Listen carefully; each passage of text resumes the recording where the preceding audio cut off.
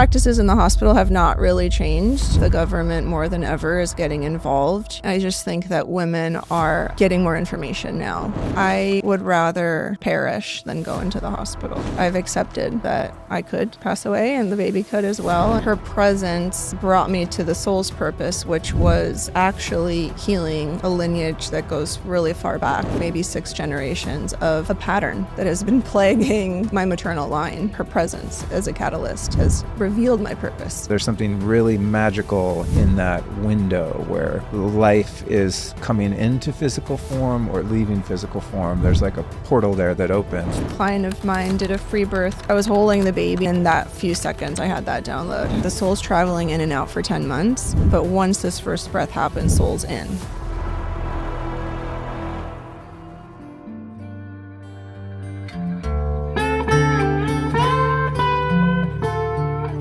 All right, so the first thing I want to ask you is a 2-part question.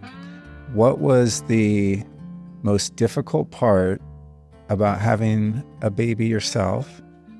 And what was the most beautiful, rewarding part of the birth process specifically?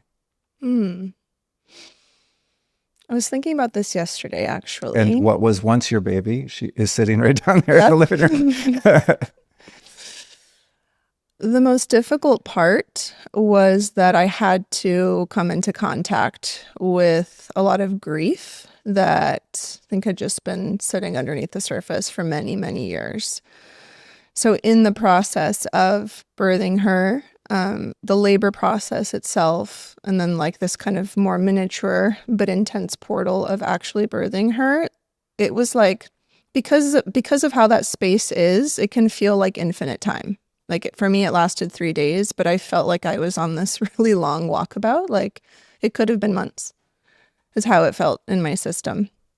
And so I remember at that time just grappling with like, can I surrender? Can I trust this space? You know, can I trust the people in the room? I do. And like in that kind of toggling, I started having recollections of things in childhood that were deeply difficult to sit with. And that's where I came into contact with, I was like, oh, there's a lot of grief here and it's going to have to come at some point. But now I know that it's here and it's going to come and I can't like hold the door closed anymore. So I'd say that was the most difficult part. And I remember at one point when I was in transition, which is that point between first stage labor and second stage labor, where you start actually pushing the baby out, there's this really small but intense period called transition. And it's when all the hormones start to shift gears. And I looked at the midwife. I said, I don't think I can do this.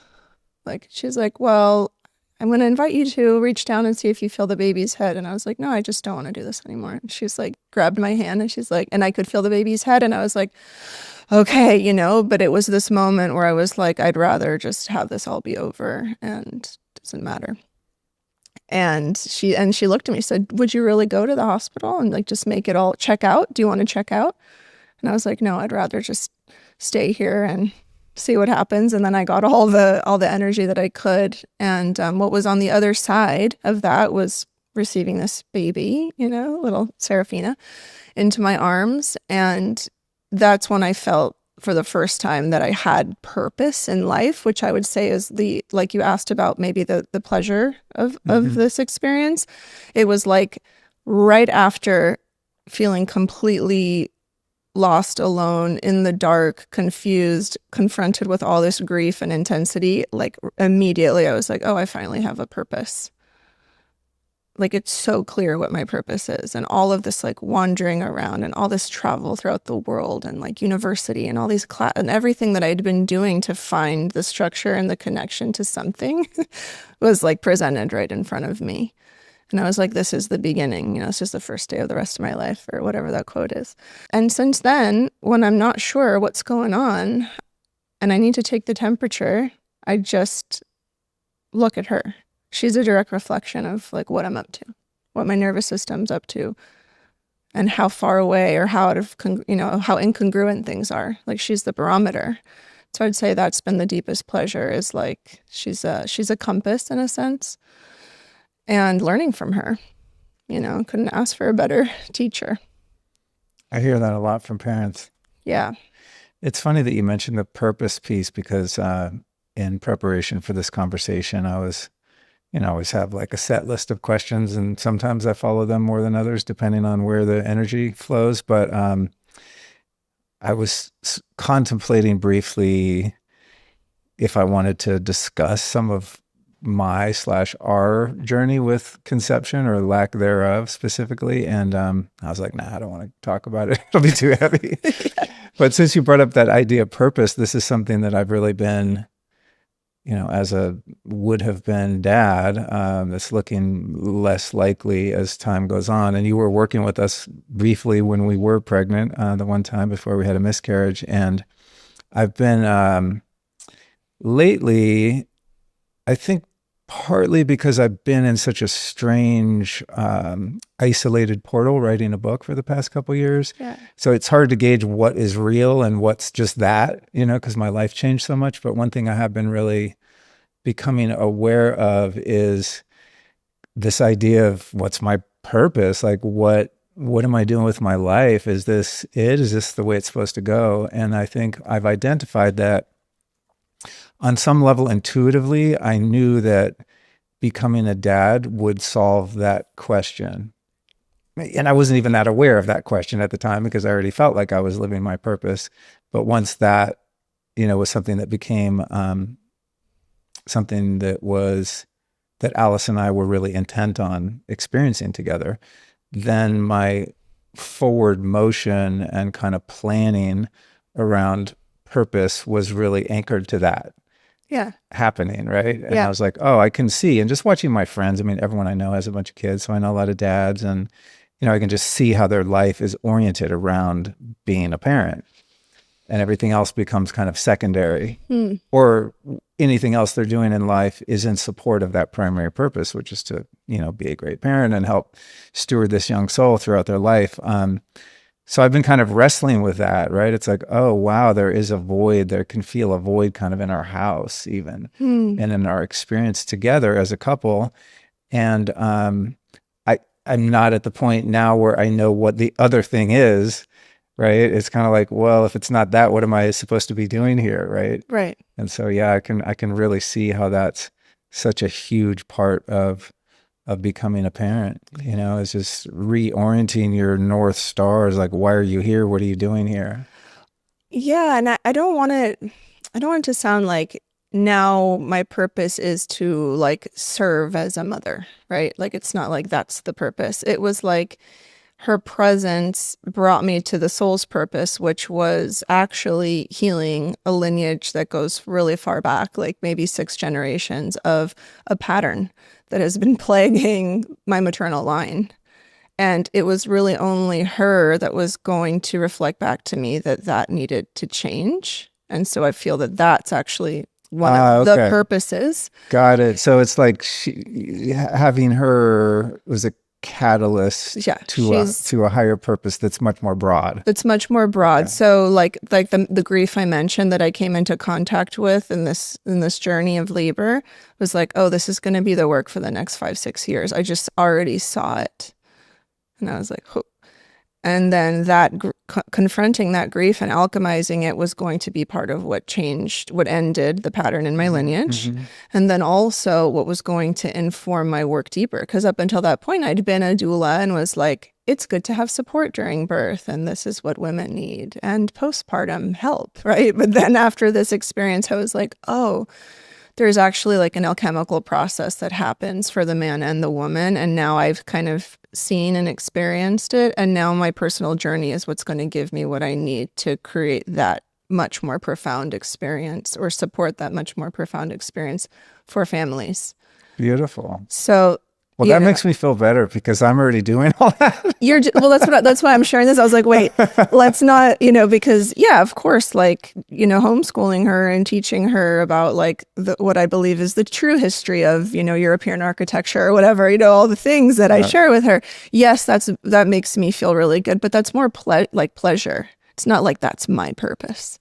It's more pleasure and like, than anything else, and like making sure she's fed and healthy and does things that she likes. Like that's not the purpose. Like her presence as a catalyst has revealed my purpose. That's cool. Yeah. That's cool. Yeah, I think I was thinking about it more in terms of just making money, security in the future, owning a home, where we're going to live, like the masculine expression of creating safety, right? And providing.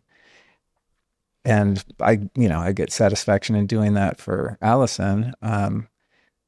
But I feel like I don't know because it hasn't happened, but I feel like that would become much more clear if there was like a family unit versus just the two of us and our dog. You know what I mean? For So I think sure. that's the side of purpose where I'm like, like, why am I busting my ass? Like, we're fine. You know what I mean? It's Yeah. like, I'm not thinking about, well, I probably wouldn't allow my kid to go to college, but, Right. thinking about inheritance and, creating a trust and, you're kind of, what do you call it? Like, I don't know, just passing down your life's work and the fruits of your labor to someone else and kind of setting up a kid in their life. It feels like that part of purpose is. Well, there's also biological legacy, which is legacy. That's the word I was trying to think of. Thank you. Yeah. And so that all you're describing is that very, primordial biological desire to leave a legacy, and then it's compounded by different things that we experience in life. But I think that's, very important for men. Yeah. And there's ways that it's expressed. Totally. Someone asked me yesterday, actually, women go through this portal and this initiation in birth, but then what's the man's initiation? Because this is very immediate for women. It's like one moment you're pregnant, the next moment you have a baby in your arms, and you don't stop. And you don't. It's like it's on. There's no it's a 24/7 demand, and and a pleasure. But for men, I really feel that it's their initiation is the long game. Yeah. What you're describing. It's that long game of how strong can I make this container? For how long can I sustain it? And can I allow these ego deaths to happen as I'm forming this container over years? And how do I see myself transforming as a man? And I feel like it's just a different type of initiation when you become a parent. Because for a woman, it's very clear what's going on. And, she's just on. Everything adjusts and she doesn't have time to really reflect on it a lot. And for men, it looks quite different. That's interesting. Yeah, one of the things that I was looking forward to and anticipating was just becoming less self-centered. Yeah. It's like I've set just because of the way I'm wired, I really value freedom and sovereignty and doing what I want to do when I want to do it and not being told what to do and not being beholden to calendars and schedules. And, I've never been good at having a job or a boss. So I just have always kind of created my own thing. Yeah, same.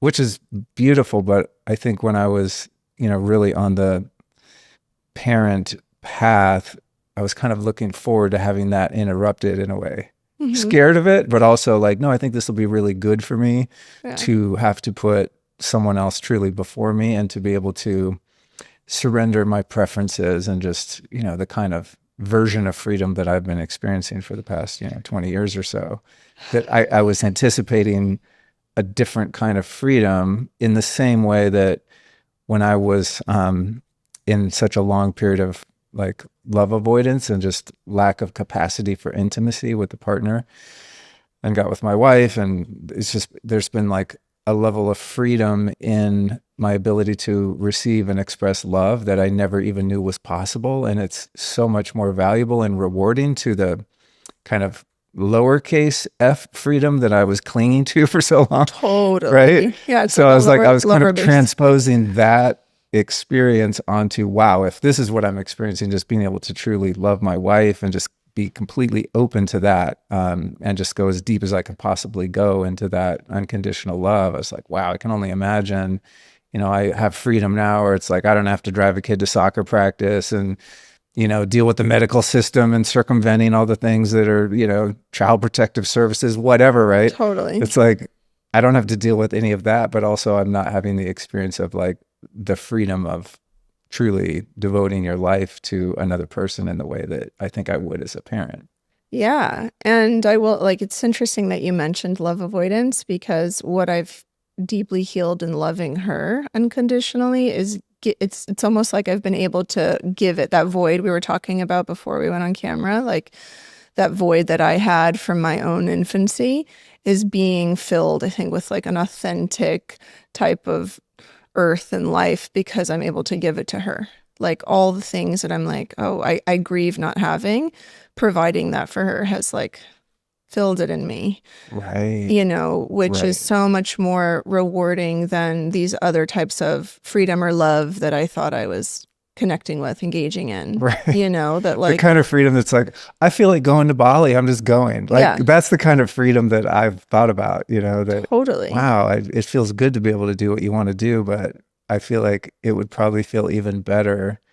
I mean, it's not better or worse, but it's a different life experience to experience that kind of freedom where you're Yeah. actually breaking patterns in your lineage, right? Whereas like That's my lineage stops with me, so I'm breaking the pattern so far and maybe helping some other people through the work I do to break their own patterns. But 100%. my little brother has 2 kids, and it's like I'm watching him in real time reprogram himself and the whole family line, and also not only legacy of like the purpose of what he's working for in the world, but the legacy of the way that he's raising his kids with just a completely, I mean, they had wild birth, there's like no school, I mean, the whole thing, they're full on, right? Yeah. And just watching the way he is as a parent and how much more enlightened he is than our dad was. But even looking back and seeing that our dad was much more enlightened than his, Sure. and going back, it's almost like there's a evolution of consciousness that has its own inertia. Mm-hmm. And as beautiful of a job as I think my brother's doing, there'll probably come a point where his 2 boys are adults and they're like, yeah, my dad was pretty fucked up relative to, It might be inevitable, yeah, relative to right? that experience. Yeah. And then Yeah. their kids, if the sequence kind of follows, then their kids will have an even more, enlightened experience. So it's really cool to watch all of that. Yeah. Yeah. It is. And it's funny because when she was born, I was like, wait, I'm still going to travel. But now I have someone that I like can pour love into. And so it's like she ended up, going to Portugal, to Greece, to Turkey, to Scotland. Like I just started taking her everywhere and was like, oh, I'm still fulfilling those desires that I have as an individual on this earth. And now I get to share it with someone who like is taking it all in without like a story. Right. Like Right. Yeah. this is actually better than traveling, and I traveled a lot alone before, I got into partnership and became a mother. And so I was like, wait, this whole idea that it's either or is not true. Like many things can be I love true that. at once. And Evidenced by the fact that you knocked on my door with her in tow. I was yeah. like, oh, that's so cool. And that's what I tell the women in my mentorship and doula trainings is like, they're like, oh, I have, a small one. I can't do the program. I'm like, no, bring them. And like have them watch and have them listen and breastfeed them while you're on Zoom and whatever you need to do. And like if you need to take them to change them, like take the Zoom call with you, turn off the camera. Like I want to, I want it to be acceptable and feel good that a woman doesn't have to separate her motherhood from her passion, And so that's part of what we're up to in that container is like, this internal struggle of having it be separate is what creates a lot of conflict, I think, emotionally, and then also ends up being physical conflict and symptoms. So how do we make it okay again, make it good again, that children are part of everyday life? That's beautiful. Yeah, it's like a reframing of sacrifice, right? It's like flipping sacrifice, inverting sacrifice to gift, bonus, extra, better.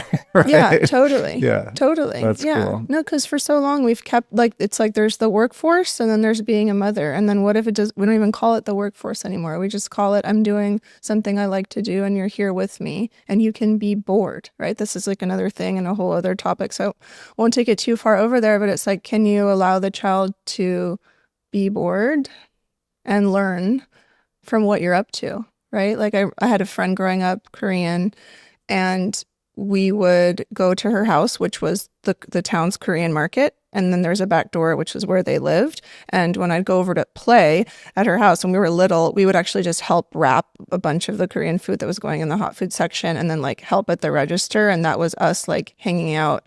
And she like, I was like, wow, and I remember thinking, gosh, my mom has to get a babysitter for her to go do stuff. And like, I always felt so separate. And this family was just so tight knit where it was like, no, we live, work, play, experience together. And it's all very fluid. And I'm like, that's true freedom. That's the life, according to me. So like, that's what I've tried to recreate with her. I like that you brought up the boredom thing, because when I was, especially when I was a kid with my dad, he would take me to work. He had an excavating company. So it was like, big tractors and trucks and all this kind of stuff. And I remember just being so goddamn bored. I mean, just hours and hours sitting, waiting in the truck, just waiting for him. We just talk forever out on the job sites. And it was just torturous, because I just was used to more stimuli at my mom's house in California, right? Sure. But looking back, it's like, oh my God, I would give anything to have enough time on my hands to be bored. You know what I mean? I'm like, I like set my life up now so I can go have time to be bored somewhere and just exist and just be in presence, and not have to be doing something. So it's interesting how something went from an experience that was challenging to something that I actually really value. It's like being in boredom is where creativity has room to flow. It's like if there's not breaks. For me, that another way would be meditation, right? It's like a self-imposed boredom to allow space for things to move and allow things to, exit that I don't want in my experience and new creative ideas to come in. But I think that's probably a really important part of parenthood, is being able to be comfortable with your kid being bored. Yeah. Tell me more about that. Yeah. And it all comes from our own capacity to do that, right? Like my own capacity that I've worked on, to not get into these like smaller addictions with technology and convenience, which takes a lot of effort on my part, allows me to be present with her. And so when she can experience that presence, she's also like, oh, okay, I don't need to go find something to do, because the thing that feels the best to me is like that connection and presence with my mother, and she's able to offer it to me. So like, all right, she doesn't feel that need. And we have a saying in our house, only boring people get bored. And so now it's like and when I was a kid, my mom would be like, we don't know what to do. And then she'd be like, go outside, anda busca qué hacer, she'd tell us. Go look for something to do, and just would close the door, and then we'd have to find stuff to do outside. And that's where we would like start building things from mud and rocks and find, and go into the fruit trees. And then like we had an avocado tree in LA and citrus trees and fig tree and we would just collect fruits and make things. And, it was like, and then by the end of the day, we were exhausted and had a great time. And so that's like, I'm either present with her or she's finding something to do with whatever's available. And I find that when she's had moments of that experience, she'll go in and draw something, and it's like a super cool drawing. And I'm like, whoa. And I'm like, tell me about that. She's like, when I was outside, this cloud passed and it looked like this animal. And then I had this idea that this other cloud ate that cloud. And then she draws it. And I'm like, oh, like make a series, like keep exploring it. And so her skills of observation have really developed through not giving her something to create reality with, which is like, a phone or device or, like YouTube.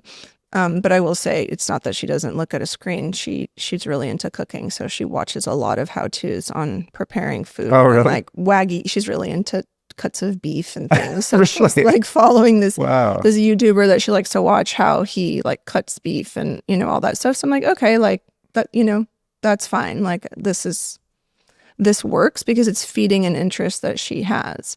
But like these games where it's like, expand their brain teasers online. I'm like, no, the brain teaser is like figuring out what to do with what's in front of her, and how is she going to solve a problem.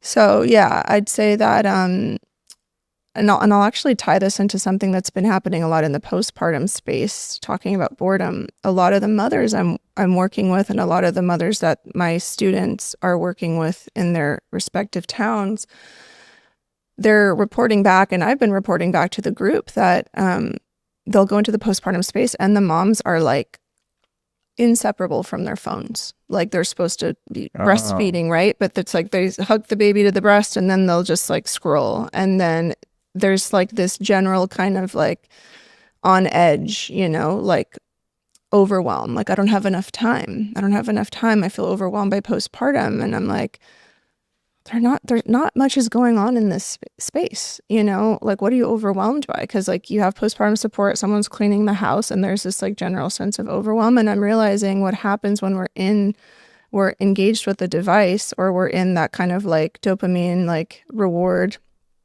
relationship, we lose our concept of time. And so I'm noticing a lot of women like in their 20s and 30s who are with newborns are feeling a deep overwhelm, and maybe let's call it addiction to the screen, to the device, to that constant pacifier. And it's affecting the postpartum space. It's affecting the attachment that she needs to be building with the baby, like Dr. Edward Tronick's work, where he does the still face experiments, or he's not doing them anymore. But when the baby does not have a face to learn from and respond to, it starts to create its own coping mechanisms. And so we're seeing, like, I'm like, is this what's happening to these kids who are like 5, 6, 7? Like they can't relate. They can't read facial expressions. They can't engage in that way because they're not learning, because their moms have been like plugged in to a screen, Wow. for many years. I'm in my mind, I'm calling the EMF police too. It's like you're breastfeeding and holding your phone right there. Oh yeah. I would highly advise you don't do that. Oh yeah. Listening. And I'm seeing it a lot. It's your life, just saying. But I'm seeing it a lot, and it's even women who are like, let's say, highly conscious of what they're consuming food wise, and like so there's just a blind spot when it comes to maybe the device, and then their own sense of being able to sit with boredom, right? Like I remember breastfeeding and just sitting out the window and being like, I'd be there for like 45 minutes, and I'm like, I'm breastfeeding and kind of dozing off, and I'd look out the window and just start like being in my mind, and there wasn't things, something to do, or I'd read, and I remember like, I don't know, just the pleasure of that. And like my nervous system would downregulate, hers would downregulate, and then we were both like nourished and restored. But I know I didn't have the same, I wasn't working for my phone at the time. I didn't have the same relationship with my phone as I do now. So yeah, it's this idea of being bored, let's say, or just not plugged in is huge for all ages at this point. Including 55, my age. Well, and then let's go beyond that into 70s, like boomers. They are like I see them a lot. Like we have a neighbor, and she's always on her porch, and she chain smokes, and she's on the screen, and you can hear like the sound, and it's like the houses are far apart from each other, and she's just there, like she's hooked in. They're so addictive, man. Yeah. I have a app someone turned me on to called Freedom.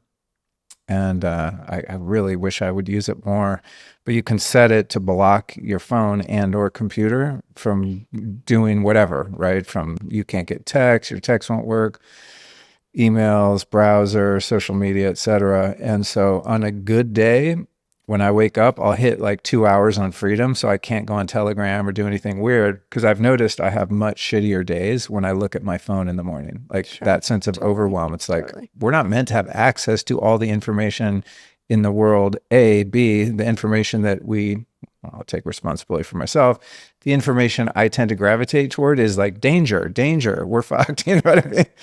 I'm not on there looking at like puppy videos, right? I'm going like, all right, what's the New World Order up to today? I need to protect myself, Totally. But it's like the days when I hit that freedom, it's like there's a certain detachment or resilience by the time I finally get to it, because I've oriented myself to actual reality, which is I'm totally safe and happy, and you're coming over to have an awesome conversation. Everything is actually fine. Totally. But diving into that vortex of flicker and blue light and the hypnotic MK Ultra nature of those that technology, man, it's really hard to get out of that cortisol kind of anxious loop if you don't. For me, if I don't have kind of a firewall first, especially in the morning, where I'm like feel fortified and solid, then I can like poke around a little bit, and it doesn't seem to ingrain in the same way. Yeah, it doesn't, right. Like You're setting buffer. the tone for the day. Yeah. Yeah. And you're not, that's what I'm saying. It's like a lot of moms or like parents, let's say caregivers, are in an alternate reality because of how the day starts or what they're engaging in. And then the child is like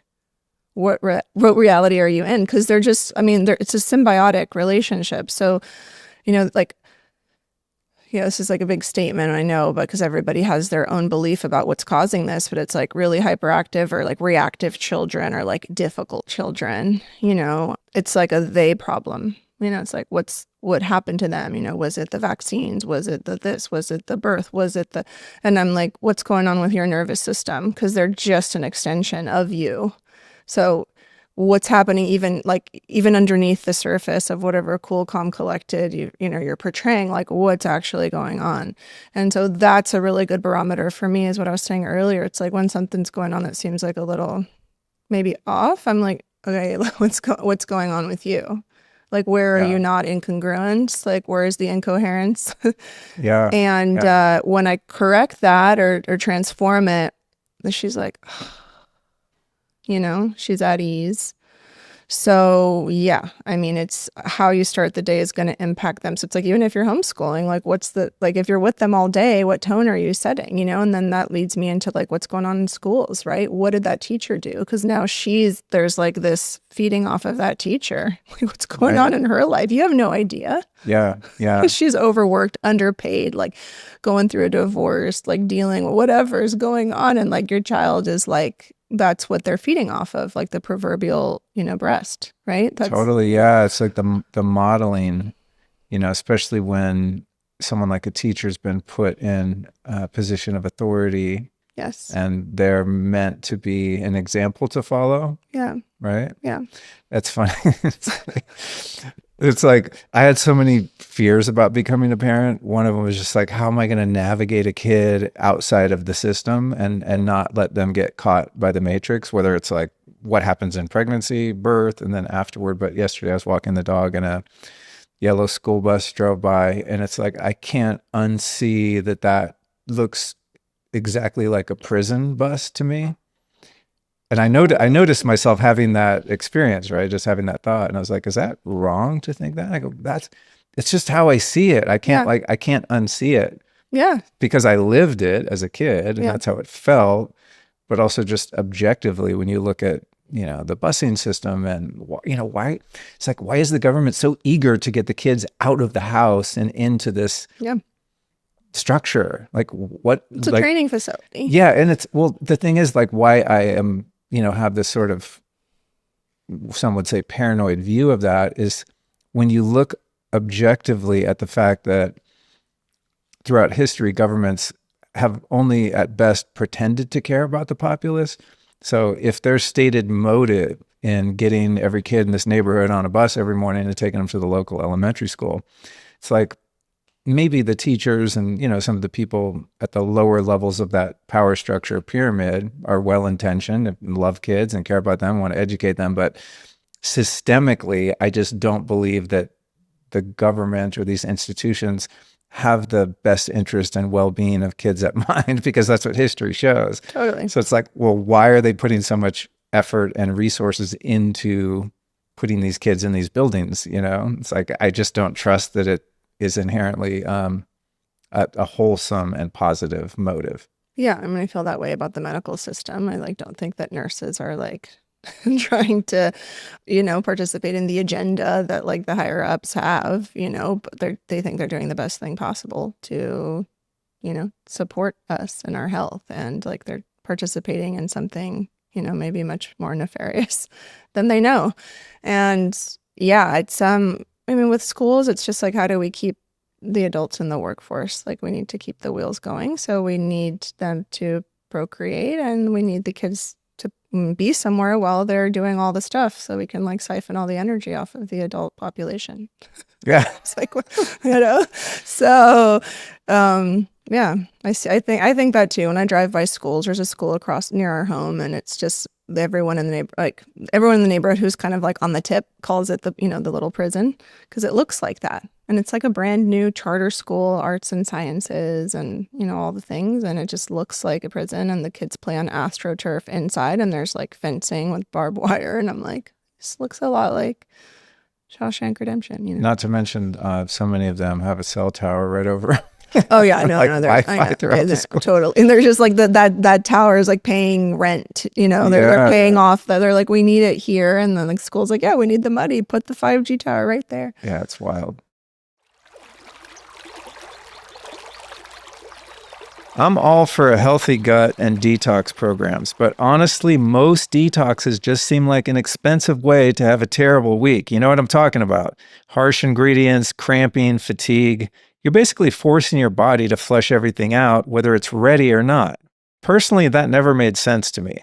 Because let's face it, your poor gut is already dealing with enough pesticides, food additives, environmental toxins all day, every day.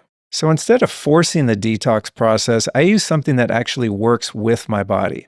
It's called Daily Gut Detox from Just Thrive. And it's one of the simplest, gentlest ways I know to keep my gut in a good place.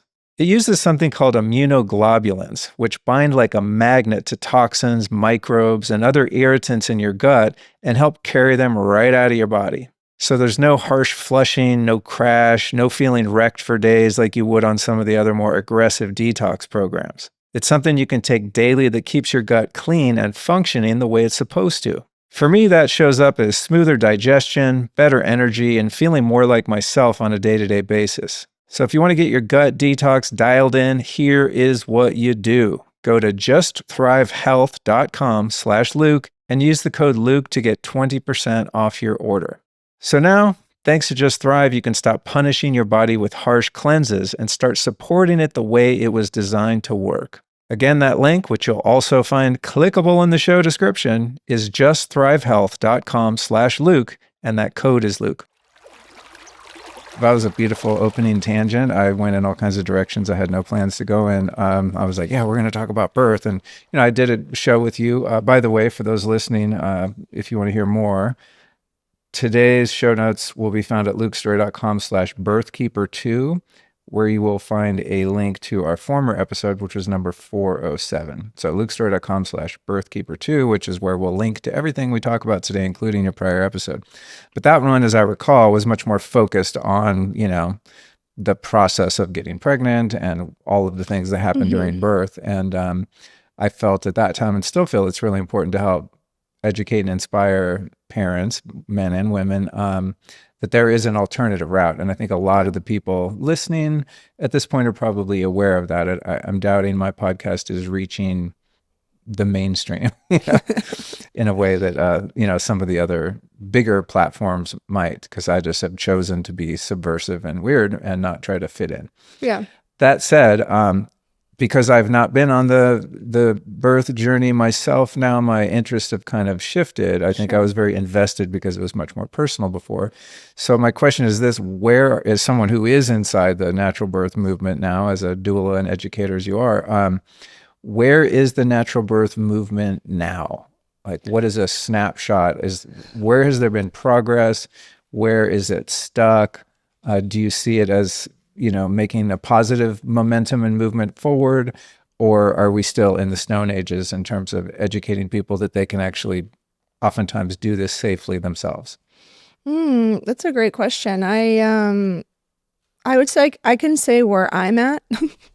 I don't know where like the movement itself is at. I know that what's changed for me is that I stopped participating so much in the polarities, because now I've seen that like there's the highly, medicalized path and journey on one end, and then there's the like, opposite but same of that, which is the, the kind of like free birth, wild, like outside of the system, which, both have their purpose, but to assume that there's like a meritocracy in either is like where I've removed myself from, because that would attract a lot of people who are like in that kind of meritocracy resonance of like, this is wrong and this is right. And so now I've shifted to a place where I'm like, if the purpose of this is for the woman to alchemize and heal something and to become more connected to her child, then there is actually no formula for that as far as where we're going on this spectrum. And what that means is like, I get a client who says, I really want to breastfeed. I just am really scared of birth and I'm electing to do a C-section. Like, can you support me? I'm like, well, if you have these goals, let's see how I can support you. I wouldn't say that doing a C-section is going to get you closer to the goals you're expressing of wanting, a more attached, connected experience with your infant, wanting to breastfeed. This is how it becomes harder when you elect a C-section. So I'm more interested in how we can like work and massage and heal and alchemize what this fear is about the birthing process.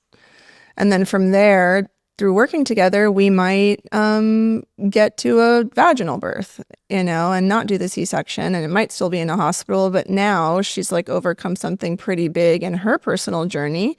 And that's great, and she's aware of what the system's up to, and she's aware of, what informed consent is, which goes beyond choice. It goes beyond it goes to understanding what all of this really means in the bigger picture for her and her family.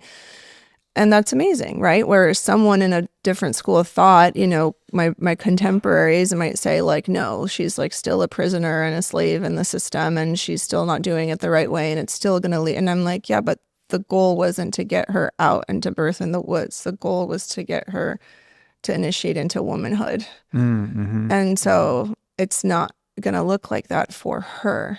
And by no means am I supporting like what's happening in these hospital walls. However, I am supporting her in her journey as a woman and her maturation.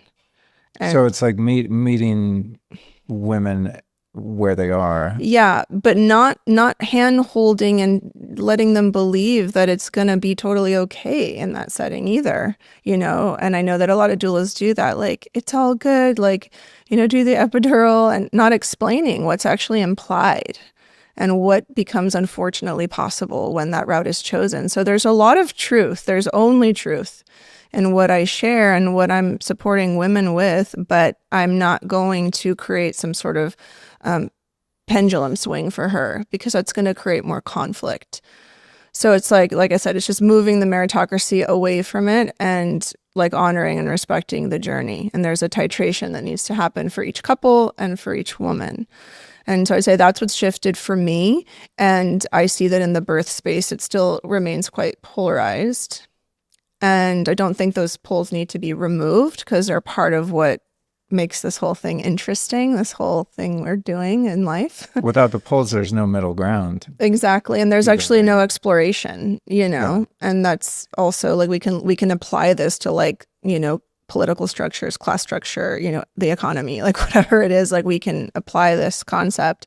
And so, yeah, I am seeing that like practices in the hospital have not really changed, like the government more than ever is getting involved, in, you decline this and now you have this guy knocking on your door from CPS. Like that's still very much happening. I just think that women are getting more information now to say like, oh, I couldn't expect that. Or like, what am I going to do? I don't want to deal with that. So my option is to do a home birth, or my option is to work outside of the system. So now that's just becoming more clear, I think, to the general populace. But those practices are still very much like on a policy level, nothing has changed. If anything, it's gotten a little more intense, like in Florida now, for example, which is where I live. The last 4 years, midwives have to now pay an insane amount of malpractice insurance if they want to support women with a VBAC, vaginal birth after cesarean. Oh. And it's gone to a point where they can't afford the monthly amount or the annual amount. So they can't support women with a vaginal birth after cesarean. So if a woman wants to do that in the state of Florida, she has to go to a hospital to do a vaginal birth after cesarean. What is that? It's just like tightening the grip of like what is the vaginal birth after cesarean? So in the past, when women had cesareans done on them, a vertical incision was made in the uterus, from top to bottom. And the cesarean happened, baby was removed, it was stitched up, and they'd say, you cannot go into labor naturally if you want to have more kids, because the likelihood of your uterus opening again. So on a second or third birth. On a subsequent birth. I thought you were talking about the same birth. I'm like, this is new to me. Putting it back in? What's going on? Yeah. So subsequent births. Now, they're doing these incisions that are, on the bikini incision. It's lower, it's smaller, it's, done more artfully. OBGYNs are surgeons, they're really skilled surgeons at this point. And so now it's safer for a woman to do a vaginal birth after cesarean, but a lot of doctors are like, it's just easier to do the Right. cesarean birth again, and but a lot of women are like, that was traumatic. I never wanted that. I'm not interested in another C-section. And so their options are now more limited. And a lot of doctors, I'd say if they're younger than 50, like they're not well versed in the art of natural childbirth. So you have to find someone older, more seasoned, doctor in their 60s. It's just less and less and less who actually trained in how to do vaginal birth, trained in breech birth, trained in the art of this process, have Got it. seen with their own eyes women giving birth without drugs. Right. I don't know how many times I've been in a hospital setting with like younger doctors who are like, and even nurses, they'll say like, "Oh my God, I've never seen a woman do this without an epidural." What? Wow. Yeah. Wow. Maybe it was an accident. She didn't have time to get one, and now they're witnessing it, or they're seeing a woman birth on all fours for the first time. And I'm like, you've been working in labor and delivery for nearly a decade. You haven't seen this? Like, Wow. it's pretty That's wild. crazy. Yeah. That's quite a drift from our natural life way. Yeah. How often, which I'm assuming it's probably pretty often, do you find conflict with preferences between the couple? Wherein, like in my case, I imagine, and it was starting to be the case even early on in our journey, that I was like much more inclined toward as natural as possible, but it's not my body, right? It's like, Yeah. well, I can have my ideas and I have a role in it, but ultimately it would be Allison's choice to do whatever she wants to do or not do. How often do you find, the mom or dad aren't really aligned in how much they want to lean into the medical interventions versus how much of a natural route they want to take? Actually, like around maybe 50-50. Like 50% of the couples that I encounter are super aligned, and they're like, we found you, we want to do it this way. Like, we need guidance and support, and like, we're ready. And then the other half, it's like usually the woman who's like, I want to do it this way. And the man is like, no, I have, my reservations. But there's a small percentage of men who are like contacting me, like, we're not doing this in the system. And like, I need help convincing her, like, let her know it's safe. I'm not putting my kids through this. I'm not, we're not even getting a birth certificate. Like, they're on that tip. Yeah. And so, I find that with the men who are more apprehensive, they have their reservations about alternative routes. And I mean, I say alternative because it's just not the norm. Like 98% of births are happening in hospitals. Like 98. Yeah, Wow. we think it's like more home That's birth crazy, is 'cause happening. I'm in such a bubble, Exactly. And the people that I roll with, I think I would almost reverse those numbers. I'm like, people aren't doing it in a hospital anymore, right? No, like we are in a vacuum. Okay, how about this? I've noticed, again, just being here in Austin for a few years and having, being surrounded by like-minded people, I don't think I know a lot of parents. I mean, everyone here is pregnant, having babies. I mean, I have a friend that has 6 kids, so it's Nice. like, I'm observing this a lot. And so I'm in that 2% category in terms of what I'm observing. But I mean, I think the majority of parents I've known that set out to, at least have a home birth with a midwife and a doula and kind of that route, and then a few wild births, like they don't want anyone around except just whoever they want around, that it's really common that people have the best intentions and end up having to go to the hospital. I mean, it's like probably over half of the people I know have had that experience because it just doesn't go how they hope it would go. Do you find that that's in your world, which you obviously have an infinite higher experience? Do you find that's really common too, where it's just, everything's set up and you have all the greatest plans and you're like, oops, something's going wrong. We got to go to the hospital. I personally, in my small petri dish, have not had experiences of transfers like that. Really? I've had 2 transfer experiences in 15 years. And one of them was like extreme exhaustion and dehydration. Like she couldn't keep any food or water down. She kept vomiting. And the IV that we gave her at home, to hydrate her. Just it started slowing labor down. So her contractions slowed down to the point that it's like we reached day 4 or 5 and baby sounded fine and it was like all good. But she made the call. She's like, I want the epidural. I want to go to sleep. Like, I'm like, this I'm is done. beyond anything. Like, I'm not even having a good time anymore, Right. And we're like, okay, so we went to the hospital and she got the epidural. She slept for about 4 hours and like dilated immediately. And like the baby was born. And, she went on to, do everything in a very alternative fashion. And she's actually a physician's assistant. So she's came from that like medical matrix and was like, I see this was like my initiation out of that. Like I needed to have one last dance with it. And then the other one was, her blood pressure just shot up, in labor. It was like really sudden. Nobody saw it coming. And we're like, all right, like, let's go to the midwife was like, I can't actually, like, I'll lose my license if I keep you here knowing that, I think you'll be okay. But if something were to happen, I would lose my license. I can't risk my livelihood, so I can discharge you from care and leave you here, or I can take you to the hospital. And that was it.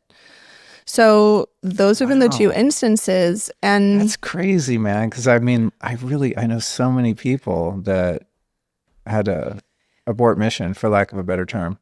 I've worked with a lot of women who come to me for birth trauma processing, in a one-off session that we'll do. It's like usually around 90 minutes to 2 hours. That I didn't work with. I didn't know them in their pregnancy. I wasn't part of their birth experience. And I can sometimes reverse engineer what went down. A lot of it is often like emotional stuff that's like pretty deep. And some of it is like, I listened to podcasts, I read books, and like, I thought that I knew what I needed to know and like didn't truly know what was up with their body, and fear gave in when things didn't look exactly as they thought it would. Right. And the fear just became such a like epic wave that going to the hospital seemed like the only option. So I think that that's what happens a lot when we go to that extreme pole that I was talking about, where it's like, the body's meant to do this. I don't need to even entangle with like learning about this as much as I think, because what can happen? My body knows what to do. And it's like, actually, there's a lot that you don't know. And there's a lot you've been programmed with. No matter how intelligent you are and how intellectual you are, there is a subconscious programming that's been happening through your family system, through Hollywood, that is actually driving the car right now. So that has to get addressed, even though you think all the things look like they're in place. Yeah, yeah. Well, thinking about my brother Cody and his wife Emily, who've had 2 unassisted wild births successfully. Thinking back, especially Emily. I mean, she was in doula school while she was pregnant. I mean, she was learning everything you could possibly know about it, and I think that, I'm sure, supported their level of confidence in being able to do it themselves. She wasn't just like, oh, these people have been doing this for millions of years, I'm just going to roll. I mean, she definitely was like very educated and prepared. And I think that, helped her probably to not be afraid when there were some bumps in the road along the way, and just, oh, I know, I've read about this, or I learned about this. This is all part of it. I'm not going to panic. And they, they did fine. Funnily enough, here's the crazy. I actually had this in my book because I wrote, as I was telling you, a lot about birth in the first chapter. And I was, very much on the, coming from the position that as natural as possible is going to be the best outcome in terms of how we are able to connect and relate to people, and just, our ability to bond with people throughout our life, and how birth impacts that. So I had this example of their birth experience and how, I mean, they were the quintessential wild birth where everything was just perfect, right? Just super easy. Like my brother caught the baby. I mean, just no problems at all. And I think it was, his name's Bjorn. He was a few months old. Everything's totally healthy. Everything's fine. They're killing it. And then he starts getting really sick.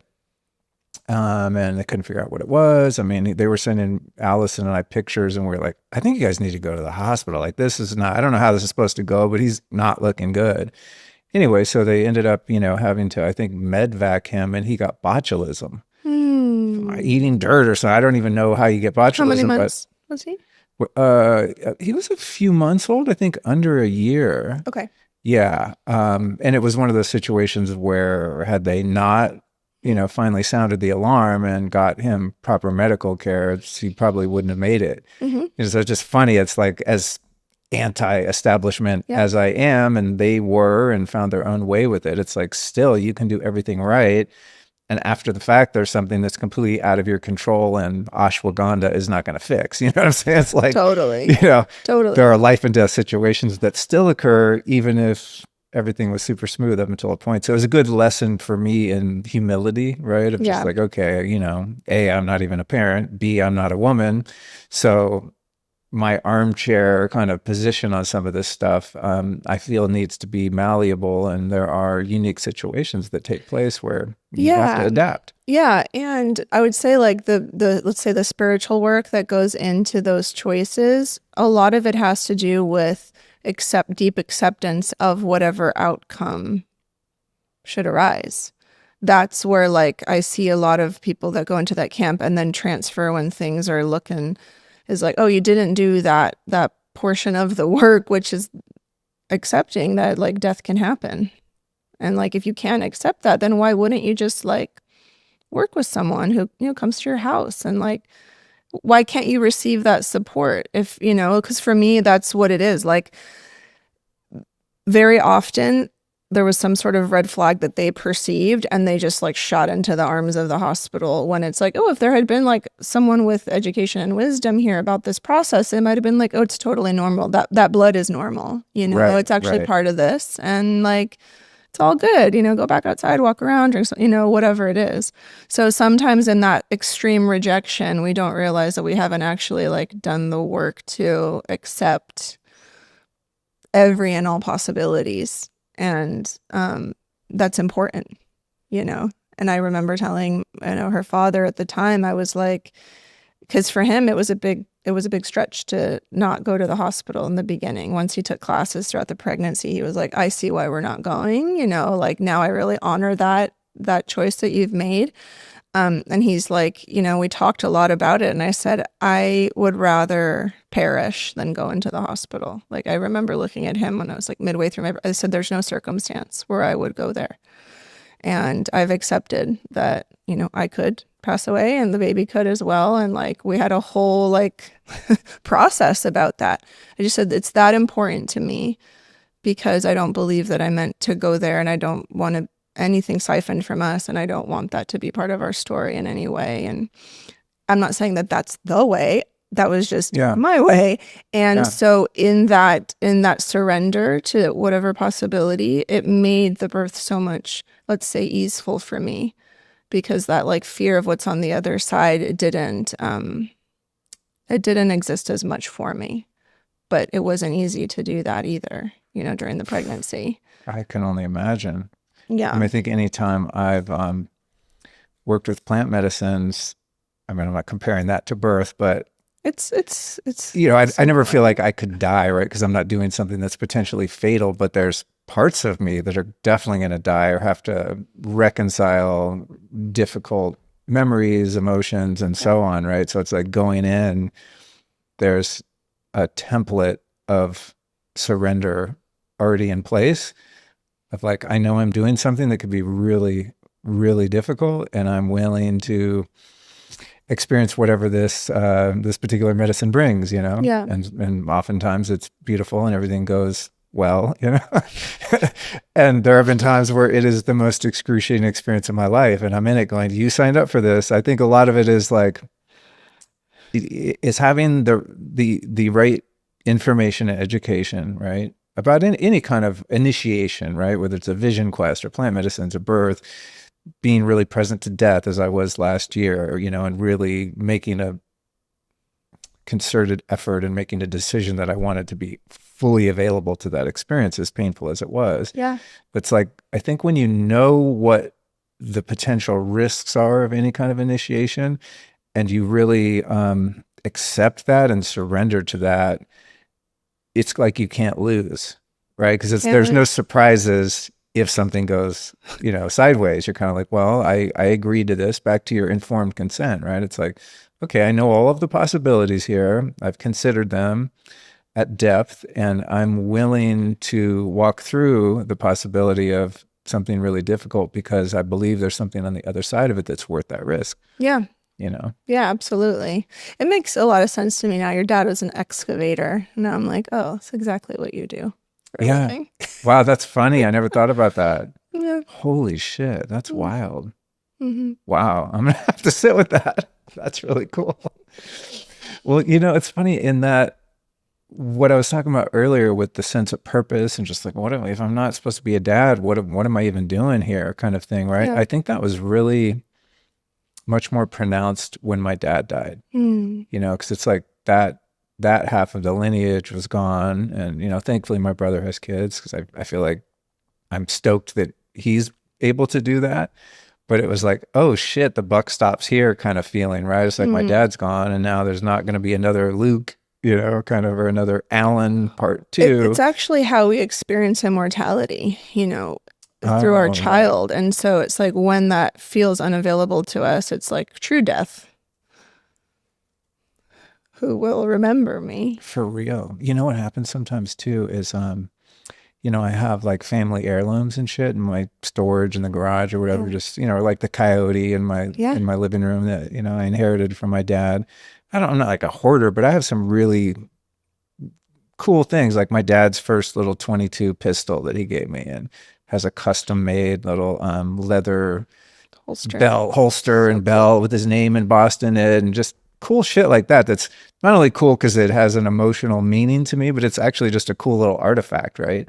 Yeah. And now sometimes I'll be spring cleaning and I find those things. I'm like, oh man, like I don't have anyone to give this stuff to, Yeah. Yeah. or at least of my own. I could obviously Yeah. pass it to my brother's kids, but that's part of it too. And that it's a different, experience of facing one's own mortality when the lineage ends with you. Mm-hmm. It's a trip. Mm-hmm. Yeah, it's kind of uncomfortable at times. Totally. Yeah, it's one of those things. Well, okay, if that's the case, then what am I doing here? Totally. And how can I make it meaningful like that in some other way?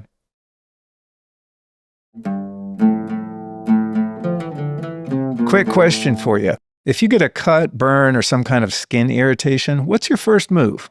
Is it alcohol that fries your skin? Peroxide that kills good cells too? Or maybe some petroleum-based ointment that seals everything up and literally traps what's in there? It blows my mind what we've been trained to put on broken skin. And here's the truth. Your body already has the system for healing. So instead of interfering, what if you just supported that system? Well, that's what active skin repair is all about. The key ingredient is something called hypochloric acid. It cleanses the area, calms inflammation, and supports recovery without damaging healthy tissue or your skin barrier. And don't let the name throw you off. The acid bit, it's actually a molecule your white blood cells naturally produce to fight infection and speed healing. So when you use active skin repair, you're not forcing some synthetic solution. You're just giving your body more of what it already uses. So if you want to deal with those cuts, scrapes, burns, and especially here in Texas, bug bites, here's what you do. Go to lukestory.com/skin repair and use the code Luke at checkout and get a fat 20% off your order. And if you want a deep dive on active skin repair, check out Lifestylist episode 664 at lukestory.com/skincare. That episode has all of the science, all the data, all the things. You'll love it if you're a geek. Or you can just jump right to it, and believe me when I say you will not regret trying this product. When you're ready to try it for yourself, hit up lukestory.com/skin repair. And again, that Luke code will save you 20%. Yeah. And there's so much about the material world that I've been like grappling with lately in these conversations. Ramadan just happened, the Muslim month, holy month. And so I was talking to a lot of people about like the dunya, which is this material world that we live in. And the purpose for the Muslim is to prepare for the afterlife. So everything that's done in day-to-day life is in preparation for that. So anything that keeps one locked into the material, which can also include like these focuses of like, what will I do with these objects and my legacy and all of that. And so this topic has been coming up a lot in so many circles that I engage with. And yeah, birth brings it up. Yeah, it's like, what value do heirlooms have if there's no one to appreciate them? You know what I Yeah, mean? There's totally. just some shit that ends up in Goodwill that Totally. could have been very meaningful to someone, but that someone doesn't exist. And so Well, therefore, I worked with a Muslim couple and they, were not having children. And that topic actually came up. It was like even about real estate and like, some physical objects that were highly valuable that came from like their country of origin down like 3 generations. And the husband said, he's like, well, because none of this dunya, this material world matters, like we're going to now have to sell it and give it away and give that money to charity. And she was like, that was hard for her too yeah, to yeah, stomach, you know? no doubt. And it's like, and he's like, no, that's because it doesn't matter. Like, if we do that, that gives us a higher rank in the afterlife. I've also thought about, say I did have kids and, they're 18 and they move out and I give them my dad's little gun and holster. It's like, I was such a fuck up when I was young. I mean, I'm sure I was given things like that were really meaningful. And every time I moved, I lost it, or, you know what I'm Me saying? It's too. like, it's still just stuff. I remember selling stuff that I Yeah. was like, now I'm like, what? My record collection. Oh my God. I had like the most incredible vinyl collection, starting from, I don't know, when I was a little kid, and Yeah. I had it until probably my mid 30s, probably 1,000 records, a few milk crates. And I was just, I was very unstable back in the day living in LA. And so I remember at some point when Amoeba Records first opened, I went and sold them all to Amoeba Records because I was like, The one in Hollywood. Yeah. the one on Sunset Boulevard. And I was desperate for cash. And also I was moving around so much, living in my car. I was homeless for a period. And it's just like they're really heavy and hard to move Yeah. around in and out of storage units and all this. And I sold them. And just the other day, I was thinking about that. I was listening to a podcast about vinyl, and I was like, God damn! I mean, if I just did the cherry picking, just one milk crate, I had such epic You records. probably had like Imagine unopened. I had some you're like, really dope vinyl. I mean, and now I also sometimes I'll just see things on eBay, and I'm like, oh my God, I had that, and it's like, $1,000 for a rare edition or something like that. I'm like, wow, it would have been worth a lot of money too. yeah, I did things like that too. Because I was like, I want to go to Italy and live on a farm. So I was like, I need the money for the ticket, and I'd like sell, like one time sold like a piece of family jewelry that like I really, shouldn't have. And like definitely vinyl because I used to started collecting when I was like 13.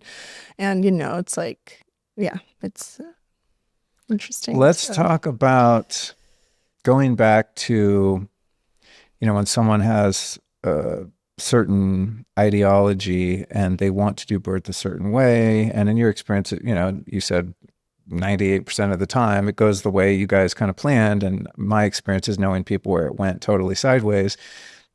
Leaving the sort of statistics and ratios behind, what about the idea that a soul is due to incarnate, a couple gets pregnant, and that soul is sort of predestined or predetermined to have whatever experience they have, and that a lot of it is probably out of control of the parents anyway, whether or not they're like full-blown, kind of bootlickers to the system, or if they're complete rebels, right? It's like, do you think sometimes the soul kind of like knows the way things are going to go, and maybe they had a really terrible C-section and circumcision and all the things yeah. like I did to some degree? It's like that was sort of necessary in my journey, and part of it made me who I am, even though I have these ideas that I would have had a much easier life or been more, I don't know, emotionally healthy or less traumatized had things gone perfectly and I was born in a wild birth and breastfed till I was 14 or whatever, you know what I mean? Yeah, totally. We're just Maybe not 14, I'm exaggerating, but you know what I'm okay, getting 6. at. Yeah.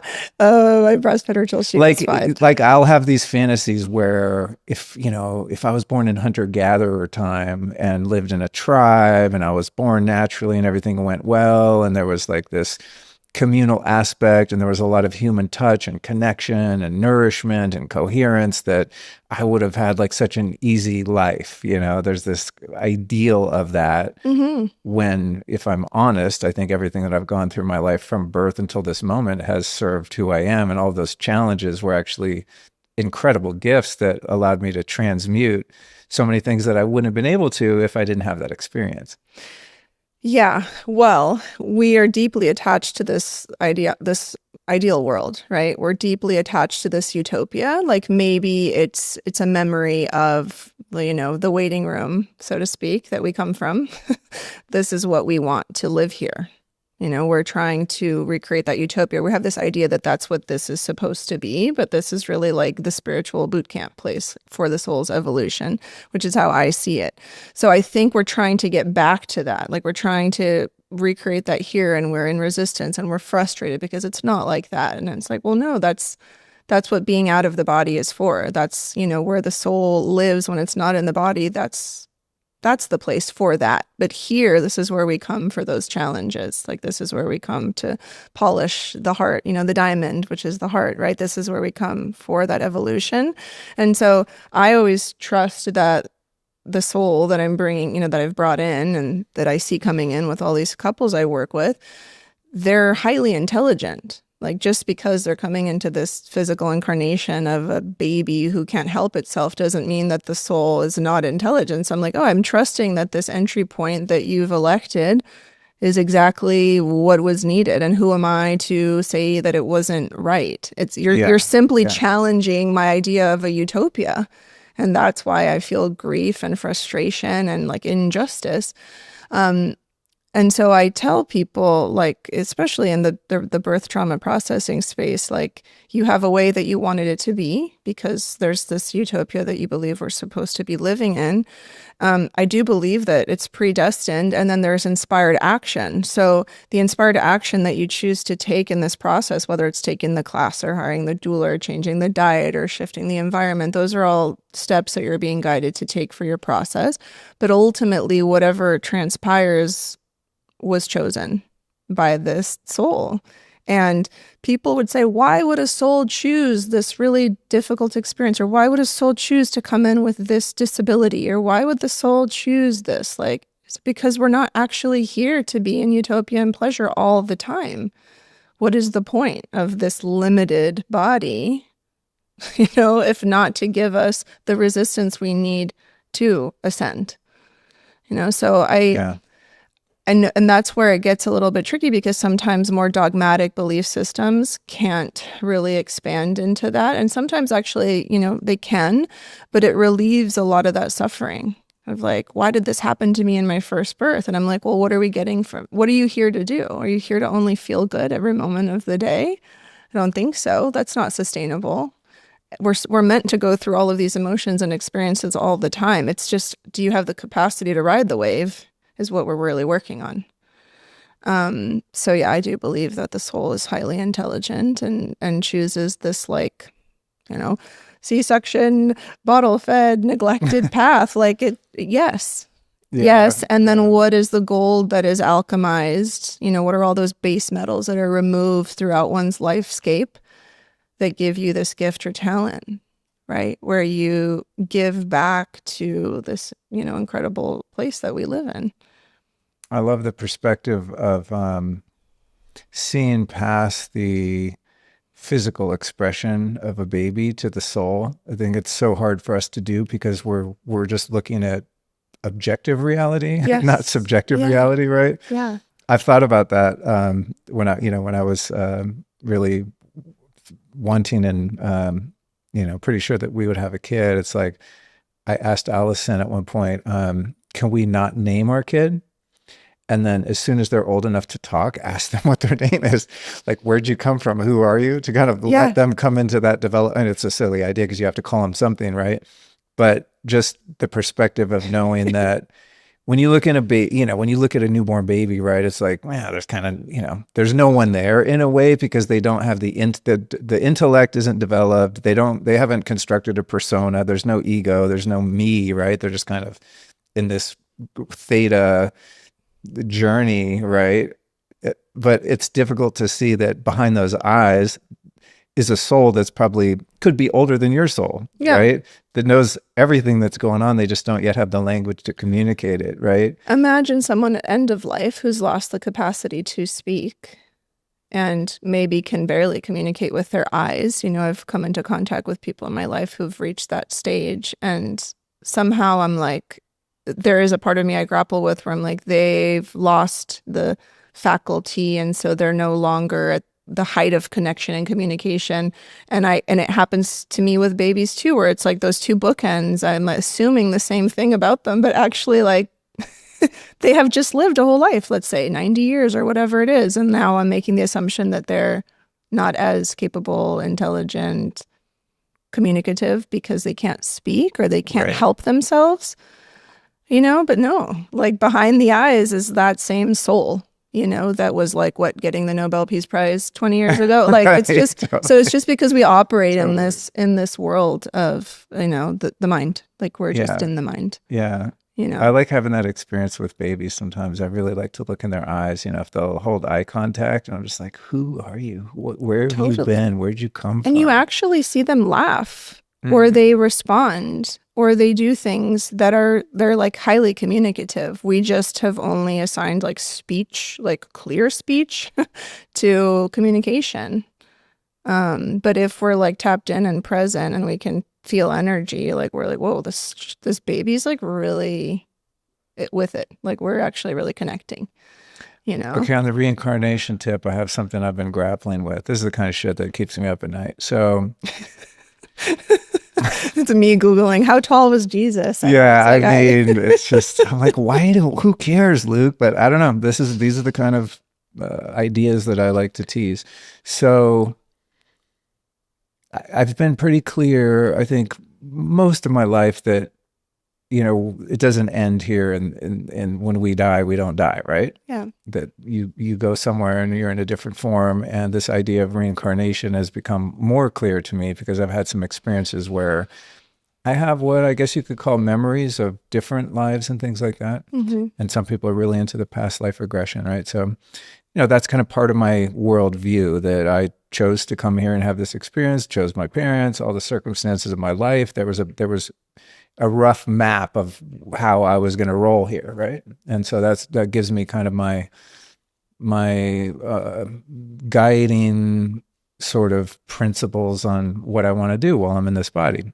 And then I think, well, I don't know, Earth is pretty rough. I mean, this experience, Earth realm's pretty ghetto, let's be honest. I mean, it's like, it's rough. There's a lot of polarity here, right? And so I feel like I've pushed up against that. I've gone to some really dark places. I've overcome so much. And I feel like I've really evolved and learned. In this particular lifetime, I've evolved a lot. And I think, I don't know if we really need to come back and keep playing this game and kind of this Earth school thing, right? Not in a nihilistic way, but just what's next? Okay, I get it. Like, okay, I get it. I've surrendered to this experience, right? But in thinking about reincarnation, the thing that trips me out, what I'm trying to get to is, okay, since time as we know it would not exist if there were no light. Okay, that's just the starting premise. If the sun just never moved, for example, what time would it be? There's no time, right? It's all about the distance of how fast light travels. So without light, you have no time.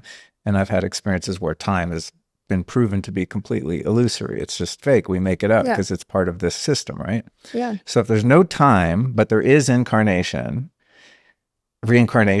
then there's no past lives. Because there's no time, there is no past, there's only now, and what we perceive to be the now just happens to be the moment in which we are focusing our attention, because we're in a body and we're ruled by perception, right? So my senses see this moment with you as a now, but really it's just an eternal now, and there is no past when you came here a couple hours ago and when you leave after this podcast. It's all just one big moment. So there's no past, there's no future, there's really no now because you can't grasp it. It's gone already the minute you think there's a now. So if we have past lives and there's no time, they would just be other lives that are happening simultaneously. Yeah. Okay. So when I say, like, when someone dies, when people have near-death experiences, right, and they leave their body and they're greeted by their family that's also died, it's like, are those ancestors just waiting there and they've not reincarnated again? Because how are they still there when you go meet them, right? So my dad died a year ago. if I die tomorrow and I reunite with my dad on the other side, does that mean he's not in another baby already, Right. having a new life? Or is it all just happening at the same time because there's no time? Yeah. You know what I'm Yeah. saying? Yeah. So it's like, Totally. it seems like maybe there's an oversoul sort of situation where you splinter off through all of these other life experiences that are all happening at the same time. That's why there's still a you there to greet your family who have died after you, but you're also a new baby over in Zimbabwe or something, having also a simultaneous experience. Yeah, I asked someone something similar a few years ago, and what he said was, he's a Zen Buddhist or of that school, and I don't know much about that school of thought, so I can't really speak to it, but I just remember that's his background. And he said A that Buddhist would be a good place to start with this kind of inquiry. he said that it was that person, that soul you're greeting, or that family member, they've already reincarnated, but that's a dimension of them that's meeting you there. So like when I've had conversations with my grandmother who's passed away, she's gone on and she's living in some new experience, but there's a dimension of her because the soul is not this like singular object. There's like fragments of that can exist. And this is where like people talk about, soul, what's the term? Just soul recovery, right? Where there's parts that stay in certain simulations. Mhm. And that's why there might be challenges in another incarnation because they're still like spending time with someone else, and that needs to be reclaimed and restored to that original soul. So I've heard that. I wonder, because with passing of time, the way that I know that it's happening, or I think that I know it's happening, that time is passing, is like decomposition of food and like the decomposition of our bodies, right? It's like I look different than I did last year, like that's the only reason I know. And because I garden a lot, like I know that time is passing simply because temperatures are changing, and rainfall is changing. And that's the only way that I can ground myself in reality. But it's not because of like someone telling me that it's this date. Right. So yeah, and I work with a lot of religious, clients and communities, and like, reincarnation is not even on the table. It's like, it can't talk about it. And so I've had, just this idea that the soul chose this, intelligent soul chose this path is like not something that often can get discussed when we talk about birth trauma within those realms, with people who believe in that. And so, it's always God is doing, and God chose this, and God this, and this is our test, so it's just interesting to think about that. But I wonder if soul fragments are really like, if that's what it is, if that's like who's there, when you have that near-death experience, that's who greets you, but they've already gone on to live their life and, whatever it is. I mean, that makes sense from the holographic model of reality, right? That everything is fractals. I mean, you can see this in nature. Yes. So it would make sense that it would keep going up the kind of the progression of evolution, right? From the lowest base physical being to the highest, non-physical being. Right. There's fractals of everything. So that makes sense that there would be sort of fractals of your unique expression of God as a soul, that it is not just one thing in one place and space and time, that it's splintered off doing all sorts of things. Yeah. It's just difficult to conceive of because we're limited by being one person in one body. So it sounds like I can't be 5 Lukes walking around the house right now. So it seems like that's impossible. It seems impossible, but like also think about the way that we've just been like raised to perceive reality. So it's just, it's hard to break out of that. And we're very much like, I'll believe it when I see it. That's like how we've grown up. But when he said that, I was like, oh, okay. And then, it kind of like, I guess, aligns with some of the other things I've heard with people who are, work mediums or clairvoyants, where they're like, this particular soul as a whole has chosen not to go further. And they're actually here in this dimension. We can't see them, but we can feel them because there's still something that needs to be resolved, right? So it's like that kind of aligns with maybe that school of thought. And, once they choose to go on, that a fractal might remain. but they've actually Right. chosen to go on and shift Right. forward or backward or whatever it is. Maybe that's what's happening when you enter a space that has a really negative charge. Sure.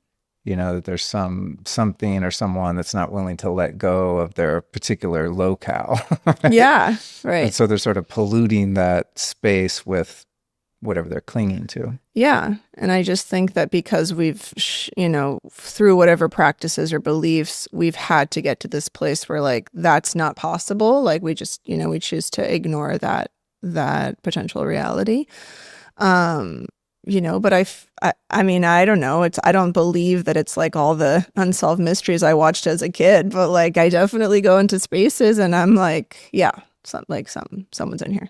I had a DMT journey once where anyone that's like taken DMT will know kind of this terrain, but there's like these phases you go through where when it starts to come on, it's very visual and there's a lot of content and things are going on. You're seeing things, feeling things, and it's very rich and full. And then there's sort of this altitude you break through where it's more of an empty space and there's nothing really going on there. I mean, there's a lot going on, but it's not so, it's more of like a contextual space versus a space that's full of content. Mm-hmm. And when I was in there, I started having dialogue with different souls of people in my life. And in that space, everything is completely transparent and revealed. So any thought that I would have was immediately known by the person who was present in that space with me, with the soul. Like telepathy. Yeah. Yeah, exactly. Mm-hmm. And so when I was having that experience, it's like I really realized that kind of this every hair on your head shall be counted thing. It was such a direct experience that's like, oh, whoa, it's not only like my actions, but it's the thoughts that I have, the feelings I have, the internal dialogue I have in relation to other people, that on one level, everything is known, right? So it's like you and I are having a dialogue between our personas and right, our soul. We're in the field together here. But even above and beyond that, if I was thinking something else about you right now, for example, your soul is just instantaneously knowing whatever I'm thinking and feeling. Yeah. So like higher selves are probably making some agreements. Yeah, exactly. Having a conversation. Exactly. Yeah. So thinking about the realm of birth, which is your area of expertise, I know there's so much more going on between parents, the soul that's coming in, the communication they've had, the knowing they have, that there's probably past life experiences together where the other one's been the parent or whatever, right?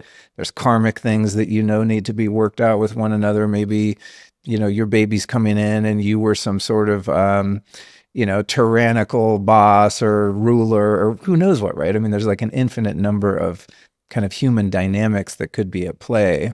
But it seems very clear to me that there is a realm of reality where outside of the physical experience, where everything is known all the time by everyone, and that there's so many decisions being made that we're not aware of because of the limitations of being in a body. Yeah. Yeah. Well, so 2021, my mentor and friend, Amerly, she is the founder of Quanta Academy. She's a family systems facilitator. She's like, let's constellate family constellations. Let's constellate your birth experience. The moment you came in to this, you left the womb and you came into your own space as an autonomous being, let's say.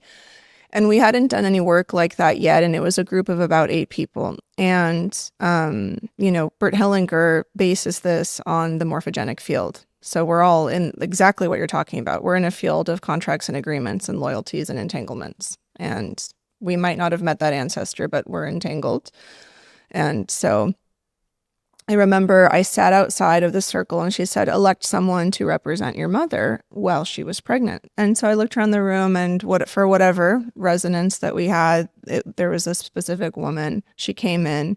And for people who don't understand family constellations, it's not about like possession or like you're taking on someone else's soul or anything like that. There's no conflict like religiously either. It's not a belief system. It's simply a form of working with the subconscious mind and with a morphogenic field. And so she stood in the center of the circle and I watched her and she suddenly changed and she looked so lost. She looked so confused and she kept holding her belly and saying, I'm not sure what to do. I'm not sure what to do. And I like just broke down weeping, watching her because I knew that in my mother's pregnancy, you know, she was with my father, but had had an affair and became pregnant with me. And there was a big choice point, you know, about what to do.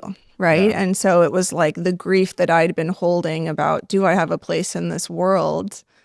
Was it the right choice she made? That story I had created was like discharged in that moment because I saw her as a human being with compassion, you know? So I was able to like see experience a fractal of her, 3 decades later, and say like, I see the fractal and like, I understand it and like, has nothing to do with me needing like my right to be here or not, like you were having a human experience. And then it went on to when the contractions began. And then I saw, you know, my mentor said, no, I want you to step into the field and I want you to be the baby. And as soon as I laid in fetal position, I suddenly like saw the hospital room, right? Like my eyes closed and like I saw my dad standing there and I could hear what he was thinking, which was like, some things he didn't know at the time, right? That I wasn't his biological daughter, that I could hear his thoughts. And he was like, I don't know how to help this woman because I don't know her anymore. Like that's what I kept hearing him say in his mind. And as the baby, I also like didn't have any head faculty. Like I couldn't, because I was drugged. You know, my mother took a saddle block right before I was crowning and born. And so I felt really sedated suddenly as I laid in that position. And I was just like sitting there and I was like, God, my head is hurting. Like it's really like I started feeling so much pressure on my temples. And then the pressure moved to the back of my cranium. And so later on, you know, flash forward, you know, a few days later, my mom was like, yeah, you were born with forceps. And so I was actually reliving the sensation because that fractal like of me, Eyla, you know, going back a few decades to that moment was giving me the information. Yeah. You know, and saying, hey, it's stored in the body. Let's feel it. Anyway, so in that experience in the hospital room that I relived, the doctor, I remember hearing him say like, we got to get this going. Like this woman's taking too long. Gave her the drugs. Like I could hear him saying that. So the fractal of him was there, you know, having his inner dialogue about this experience. And then there was someone else in the room and I couldn't quite make out who it was, but it was a nurse who was totally not present for what was going on. And she was almost like mechanical in just taking care of things and making sure that was cut and cleaned. And she was not like emotionally engaged in any way with this birth. And then I could hear my mom that was like, fuck, when she's out, like I have to tell the truth, you know, like I could hear that too. Yeah. And so it was deeply healing for me to see everyone and experience everyone and the fractals of them in that space. So when we're talking about time passing, it's like, not that we're stuck there, but I think if we need to access that, the fractals can be like, I don't want to use the word summon, but they can be accessed 100% in that moment 100%. To give the information, recreate the scene in the moment, and then, you know, it's like they fade out.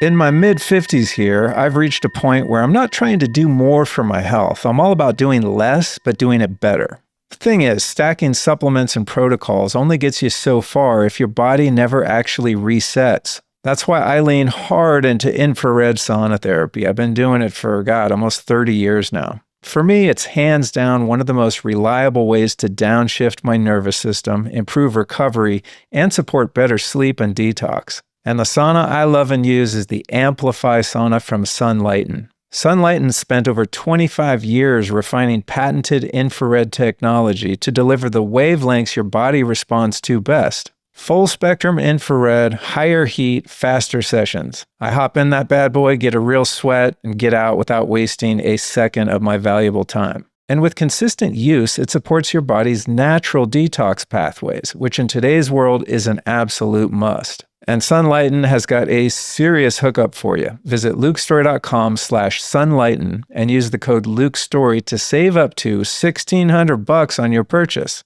Plus, get free shipping and additional discounts throughout the year. Because being healthy isn't about doing more. It's about setting the conditions for your body to clear what it never needed in the first place. So again, this life-changing technology can be found at lukestory.com/sunlighten. And if you know what's good for you, definitely want to input that code LukeStory to save you up to $1,600.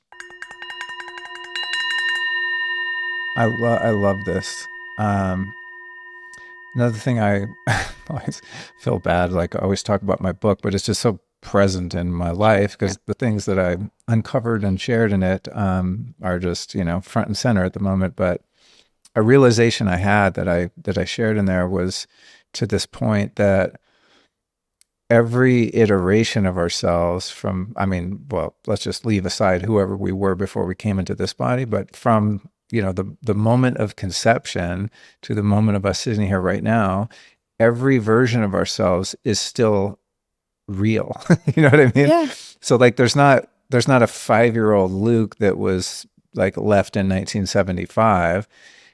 It's just integrated into all of these layers of myself. And the example I give is like Russian dolls, right? The babushka dolls. Yeah, it's like, Matryoshka there's a dolls. big one and you take them off, you keep going, and there's this fractal doll and you never really can get to the center. I mean, in the dolls, you can get to the center of it. But for us, I think when you get to the center of every version of yourself, then it moves into when you were not this body and you were somewhere else, right? Yeah. But just starting here, that's been such a useful tool for me in terms of self-love and self-compassion and just giving myself some grace for my current and past imperfections and faults and flaws, right? It's like, oh my God, dude, like every bit of hurt that you ever experienced in your life is still in your nervous system. It's still in your psyche. It's like, yeah, it's in the psyche. And like, that's why somatic work is just one of the avenues, one of the paths we can take to access those fractals, right? Let's say, because it's just stored in the body. It's like stored in the tissue. But then also I found that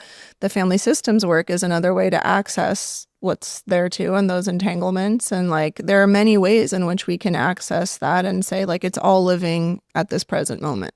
Like it's not really 30 years ago. It's just sitting right here with me, totally. Totally. Well, it's like when you think about your body, right? I mean, I think that's we look at a picture of ourselves when we're 5, right? And we're like, oh, that person doesn't exist anymore. That person's gone and now I'm this new person. Yeah. When in actuality, like I had the same little toe that I had at 5 that I have right now. It's like that 5-year-old is still right here within this experience. Yeah. Right. And I think that's, part of the, past life regression or soul retrieval, all of these things are so valuable and also applicable to who we are now. It's like, I don't have to worry about the past life stuff. It's like, I can go back to my past life of this life and still glean wisdom, healing, everything that is available there simply by acknowledging that that's part of this reality. Yeah. That there is no like past version of ourselves. It's just kind of suppressed and buried, and with a little bit of attention and acknowledgement and love, you can retroactively go back and restore those parts of yourself that have been lost or damaged. Totally, because I don't know about you, but I get a lot of pleasure and almost like comfort when I invite that part in. Like, let's say like there's a photo that I have on my WhatsApp like profile, and it's me and I'm 4 years old sitting in a high chair, and I have this, this clown that I used to carry around, which like now I'm like, oh my God, like clowns are so terrifying. But I'm holding this clown and I look at that and I'm like, when I kind of like sit her beside me and recognize that like it's just, me, or I look in the mirror and she's really present with me, I feel so much deep comfort, like, and so much love and warmth. And so I don't know, like to exile those parts, I think it's because the grief of the reason we've exiled them, there's a reason, right? But when we pass through that grief and they can actually come in and sit with us and inspire pleasure and warmth and comfort, like I think that's what I've been trying to get to. I think I'm still working on like the 17-year-old part. That one's a little hard. I'm like, she was so angry. And there's like shame wrapped up in that part too. So it's a little bit harder to sit with her. So I know like, okay, that's the homework assignment. Like we gotta pass the grief. It's just like for me, the other side of the ease and presence and pleasure is grief. Like those seem to for me to be the two, polarities. Um, so yeah, it's all within us, and I don't know. Sometimes I wonder like what are all these like extreme journeys we feel we have to take to get there when it's just like he's sitting right there inside of you or she's sitting right there inside of me. Like why do I have to like go isolate myself in some hut in like the Mongolian highlands to like like she's just right here. Like I could talk to her while I'm driving in the car. Totally. I think for me, having those sort of more extreme peak experiences have served the purpose of showing me such a depth of truth in reality that when I'm out of the experience, I can no longer deny it. Yeah. Like the DMT thing I was telling you about. Like, I know if I'm thinking about something weird, my wife's soul knows I'm thinking that. There's no hiding. It's like we are all telepathic. We just don't know it, right? Because the part of us that's telepathic is bigger and beyond the physical self. Yeah. So those experiences to me, like, I think there have been times where I've, I don't know, chased them or been attached to them, might even be a little heavy-handed, but felt like, oh, I need those experiences to keep going, right? Mm-hmm. It's like, no, those experiences are just to show me what's possible. And then I come back here and integrate them into, this version of reality, this limited spectrum of reality. And those are just kind of reminders or proof that I can do that work here, sitting with you and having a beautiful and deep conversation about life and existence, right? Yeah. It's like I don't have to go drink ayahuasca this afternoon to know that there's more to this reality than meets the eye. Yeah. Those experiences to me are kind of just like nudges, like, hey, remember this. Totally. Next time you're being selfish or inconsiderate or judging people or whatever, it's like, dude, like, let's just stay humble and also know that there are no secrets. I think that's the thing for me that's been valuable is like, as much as I think I'm holding on one level, everything is completely known and seen by all. Totally. So you better have fucking integrity. Yeah, it's totally exposed. Like you're not getting away with anything, I think is what I've walked away with in that perspective. And funny enough, we think we're hiding, but like the manifestation of our physical reality is simply proof of what we think we're hiding, Right. And so it's like even your neighbor, I don't even need to know the guy and I can see the physical manifestation of his internal world or her internal world. Right. Not that I claim to know everything about them, but it's just that's the physical manifestation for anyone to see. Yeah. By their fruits you shall know them. Yes. How many births have you been present for? Approximately. I would say, I don't know the exact number, but like, let's say around 300 over the last, over the last 15 years. Wow. Whether it's through like physically being there, I've actually been present for a lot of births on Zoom because I've been working with women that are not in my area for a long time. And so even last month, I was present for 2. One was in England, one was in Georgia. And I just am present with a couple, whether they live in a really rural area or I'm just supporting them through checking in. On FaceTime or here and there, we work together through the pregnancy. So yeah, it's been. Have you ever been physically present with someone as they've left their body? No. Yes. I was present for a birth where the baby passed away shortly after it was born, but I wasn't holding the baby. I was simply present for the experience. Have you ever been present for the death of a big animal? Even dog, horse, deer? I've slaughtered 2 sheep when I worked on a farm in Italy. So it wasn't like a surprise that they were shot and we watched it happen. Like I was by my hand. So yeah, but not like a massive animal out in the wild. It was like a very controlled, experience. It was a slaughter. Okay, that Yeah. counts. Kind of went through a phase in college where I was like, if I'm going to eat meat, I had that I too. have to like be able to do this by my Yeah, hand. me Like, too. who am I to just take without take and take and take without actually having the gall and the like ovaries to do this? Yeah. So I like went and proved it to myself. Yeah, I did that too when I moved here. I went hunting for that Yeah. exact reason. Yeah. The purpose of my question is another, I don't know, just another sort of mysterious thing that I contemplate is the similarity of the moment. I mean, I know, a baby is obviously alive before it comes into this world, right? But I've always felt intuitively that there's some sort of unique energetic space that happens at birth that also happens at death. Mm-hmm. And I've experienced it a couple times in the realm of death, one human death and one hunting experience where I killed a big pig. Also seen a bison die, which is a Oh, really wow, powerful that's experience. massive.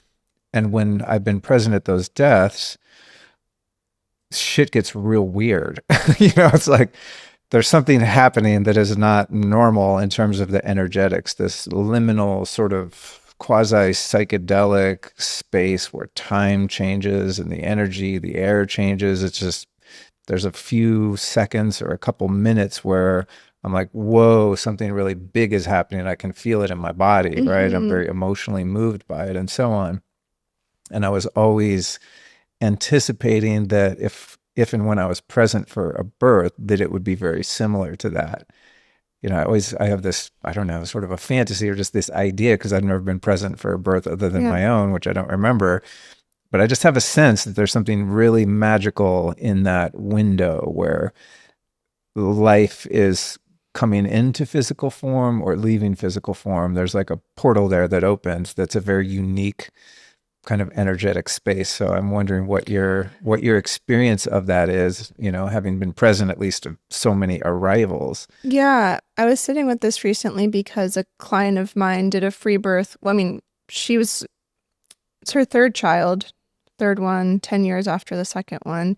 And the hospital near her was like, she had two hospital births, and the hospital near her for this third one was like, you're old. Like, I don't think she's 39 or 40 or something. They're like, you must get all of this additional monitoring and she was like, no. I mean, like, I'm doing this at home, right? Like, she was just like, wait, I thought this was going to be chill because she's not really into alternative, approaches to things. She just knows she doesn't want drugs and they're going to treat her like this. She's like, no one's going to treat me like this. So that's why she went into like the free birth world, because she was like, my other option is to do this alone because no midwife will come out here. So she started moving into this free birth space, but she said, I do want a doula because, my husband's busy with the other kids and I just like want to be with another woman. And I was like, all right, sounds good. I'll support you with this if you understand I have like the outcome has nothing to do with me, right? And she's like, yeah, of course.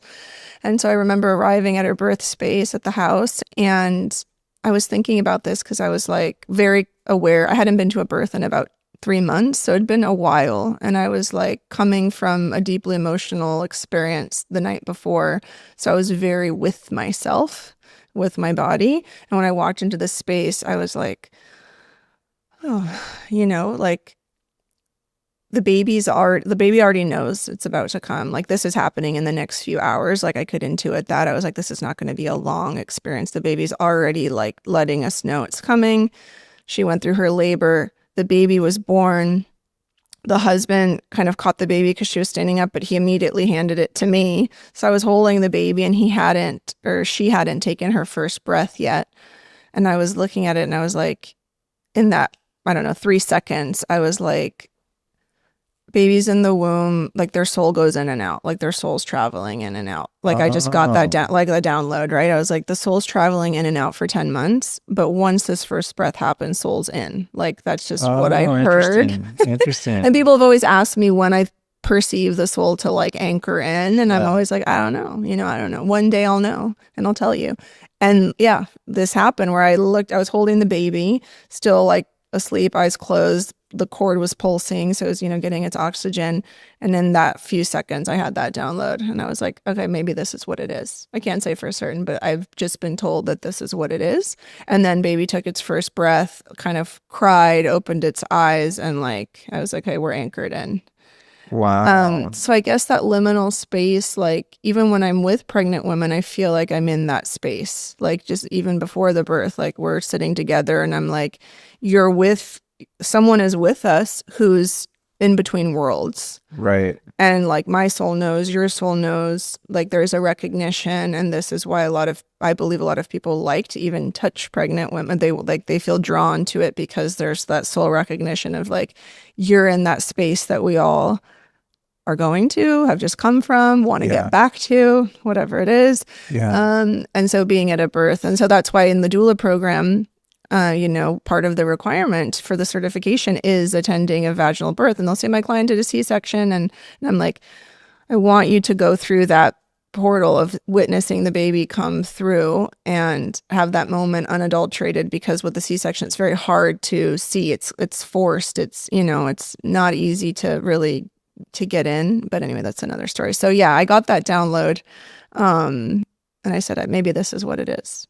Maybe, and I would imagine, the times I would say with the slaughters, it wasn't the same because it was just quick, forced. It wasn't like, I wasn't like honoring the animal when I was doing it. There was like a formula at the farm.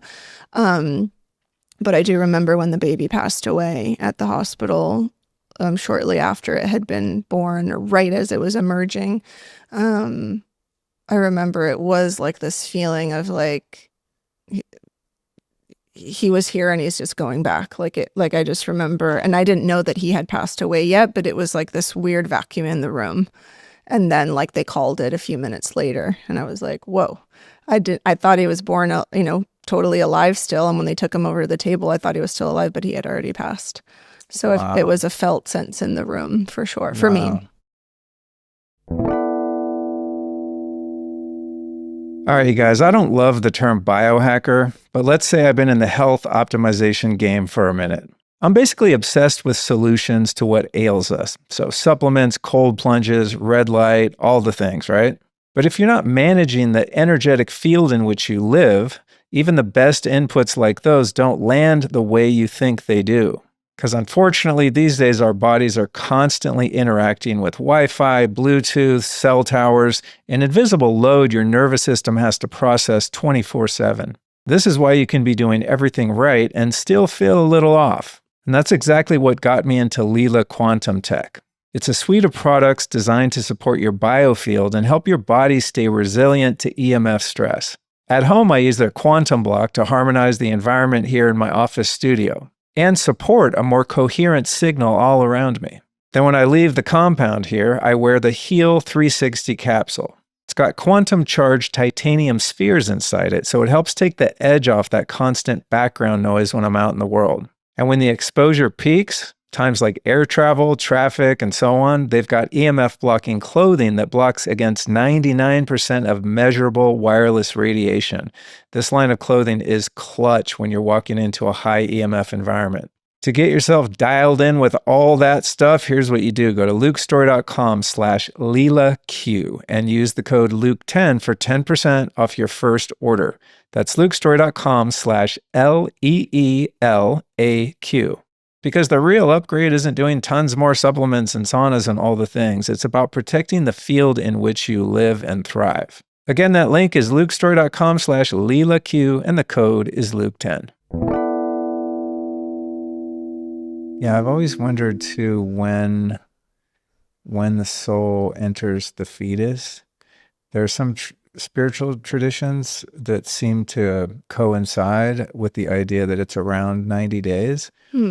Which is interesting to me. And I think I've thought about that from the perspective of abortion, which is like, it's a good topic to bring up 2 hours in, it's like way too complex and deep for us to cover. But, I've thought about the implications of that, having participated in a few, unfortunately, in my lifetime. It just is what it is. It's just one of those things, if you could turn back time, you'd probably do things a little differently. But And I've often wondered, because that seems to be so heavily incentivized in this country, that, at what point is that actually a soul in a body versus at what point is it just some biological material that's starting to take form to get ready to be able to kind of hold the presence of a soul? You know what I mean? Yeah, I might bring us back to the fractal concept, like of the soul having these fractals or these dimensions that can splinter off, because I really, through my work with women who've done, have created embryos, for example, I believe that those embryos have a consciousness and, let's say, a soul fractal that's attached to them. And that's its own life's journey. That's its journey in this 3D realm, right? And we might not give it any. We might say, "Well, it's in a lab. It's frozen. It's not real." But it is. There is a consciousness, and I know this because women who I've worked with, who have a very difficult time. They say, I've had these embryos. There's 6 of them, and they, have been there for 12 years. And, I'm not sure if I should keep paying for this storage anymore. And when I imagine, and then they break down, if I imagine getting rid, I feel like I'm getting rid of my children, right? So there is already soul recognition and connection that's happened. There is an attachment. And so it feels very similar to terminating a life in pregnancy. And why would that be if it's simply matter? She's not mourning a possibility of another child. She's mourning the loss of these children. They consider them to be children.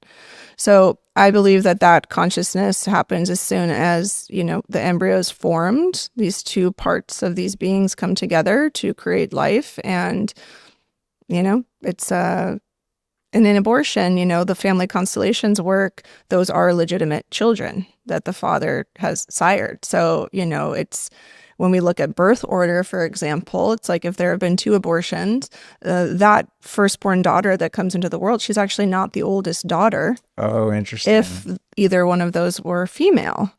Interesting. And so, like separate conversation, but when I work with couples and fertility and different things, like the guilt or the weight of those children that have not been acknowledged is really important to clear, in creating space for the family, and acknowledging, the healing phrase that we often use is "thank you for giving your life so I could live mine," which is why I invite men and women to announce to those children when they're needing to integrate, right? Rather than holding the guilt or saying I shouldn't have, or I was bad for doing, or, thank you for giving your life so I could live mine. Yeah. Yeah. And it's important for siblings to do that, whether it was a miscarriage or an abortion. Thank you for giving your life so I could be here. And that sibling, her, for example, can not carry the weight of responsibility and say, why am I here and you're not? Because in the morphogenic field, that's what her higher self is believing. Right. I'm here because you couldn't be, and like, am I even going to live up to it? Like, can I make you proud, older sibling?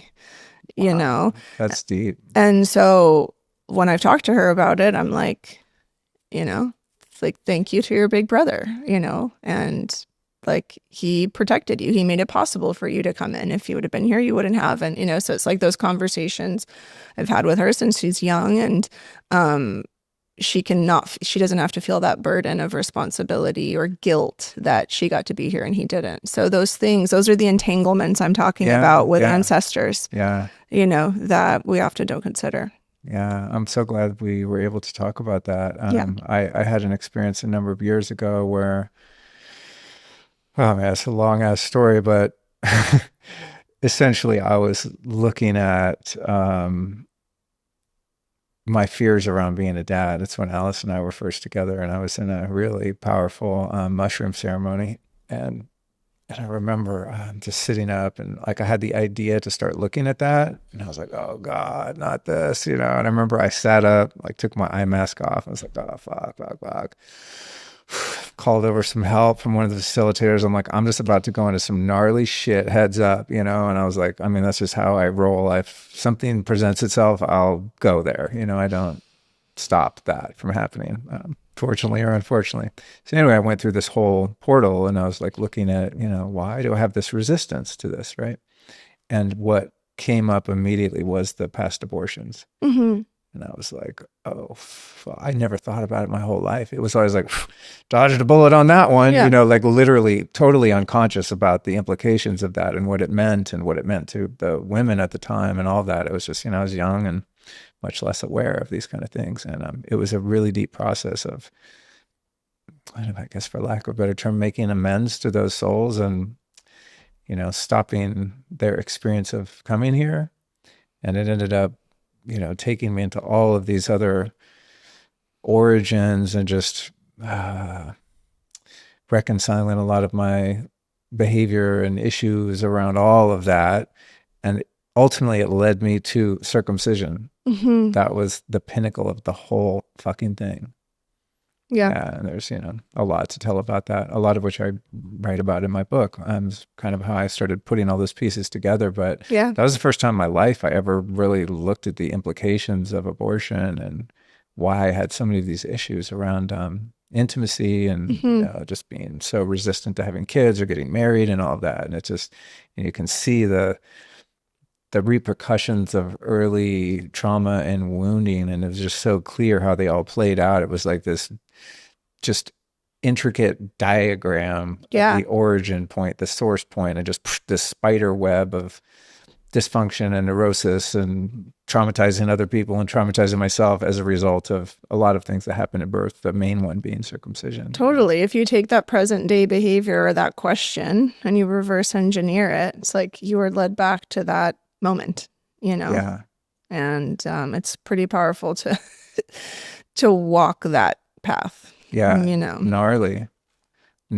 Funny thing is, after that night, I remember driving home going, it's like I was driving home and I don't know, early in the morning, I was like, I hope I don't get pulled over.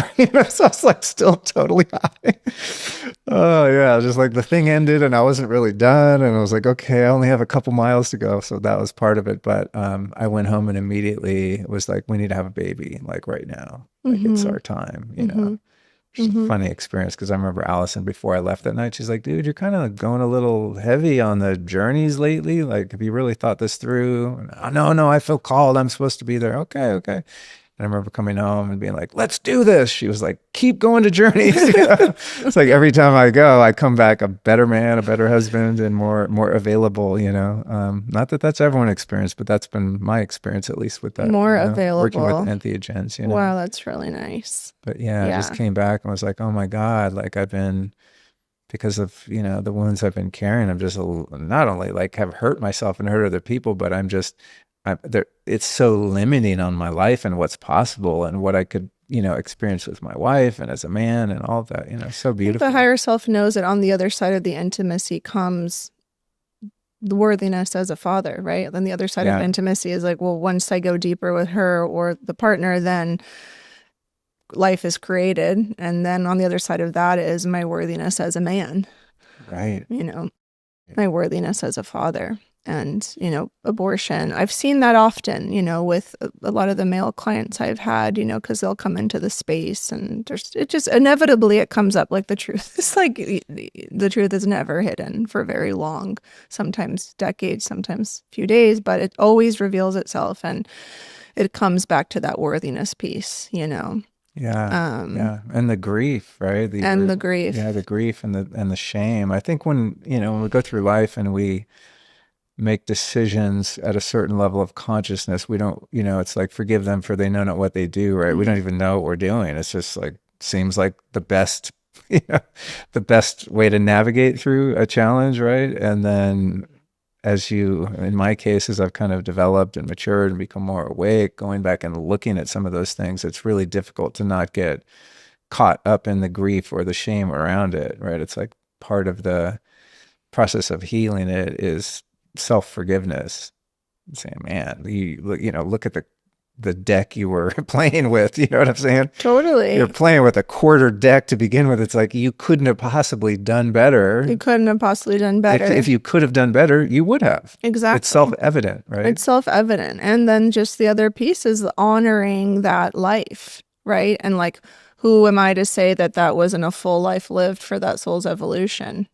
Again, questioning the intelligence of that soul, which is why I do believe that the soul is attached to the embryo, to the fetus, and why is Right. a life that was lived to 80 years old more valuable, or like, why was that more of a full life? And who am I to decide that a full life means, like, again, the thing, the house, the picket fence, the Nobel Prize, like, why am I, Right. That's why am I interesting. deciding that for them? I never thought about it that way. So again, when it comes to time, like, Right. who am I to decide that, like, the 6 weeks or the 12 weeks wasn't what that soul's evolution required and needed for that lifetime? Right. And thinking, I don't mean to be morbid or make light of something so serious, but it's like I get a pretty strong sense that when we're in our non-physical form, that we're kind of scanning around looking for the right lineage. There's karmic implications and ties, and we kind of spot a couple, right? And we're like, perfect. They're going to give me exactly what I need to go to my next level of evolution. And I've thought about what were the souls thinking that tried to pick me? Like, did they know I was going to be like not allow it to happen? Was that part of Well, their process? isn't that Or were like, they like, let's roll the dice. This guy's pretty fucked up. He's probably not going to really see this to fruition. He might interrupt it based on like all the shit he has going on. Let's just give it a shot. Or did they know like, this is just going to be part of our shared experience, even though it might not, but run this run is the full like term of a life. where we go back to the Akashic records, right? Like, isn't there like that book of there's that contract that was like written, like, y'all were up there signing some things, making agreements, and then, Right. like, when it happened, it happened. I don't know if it's necessarily like a scouting mission where you're like, let's see, like, let's see what's going on down there, and like unsuspecting, pods for us to inhabit. I think it's like, it's all like a planned out thing, Right. you know. Right.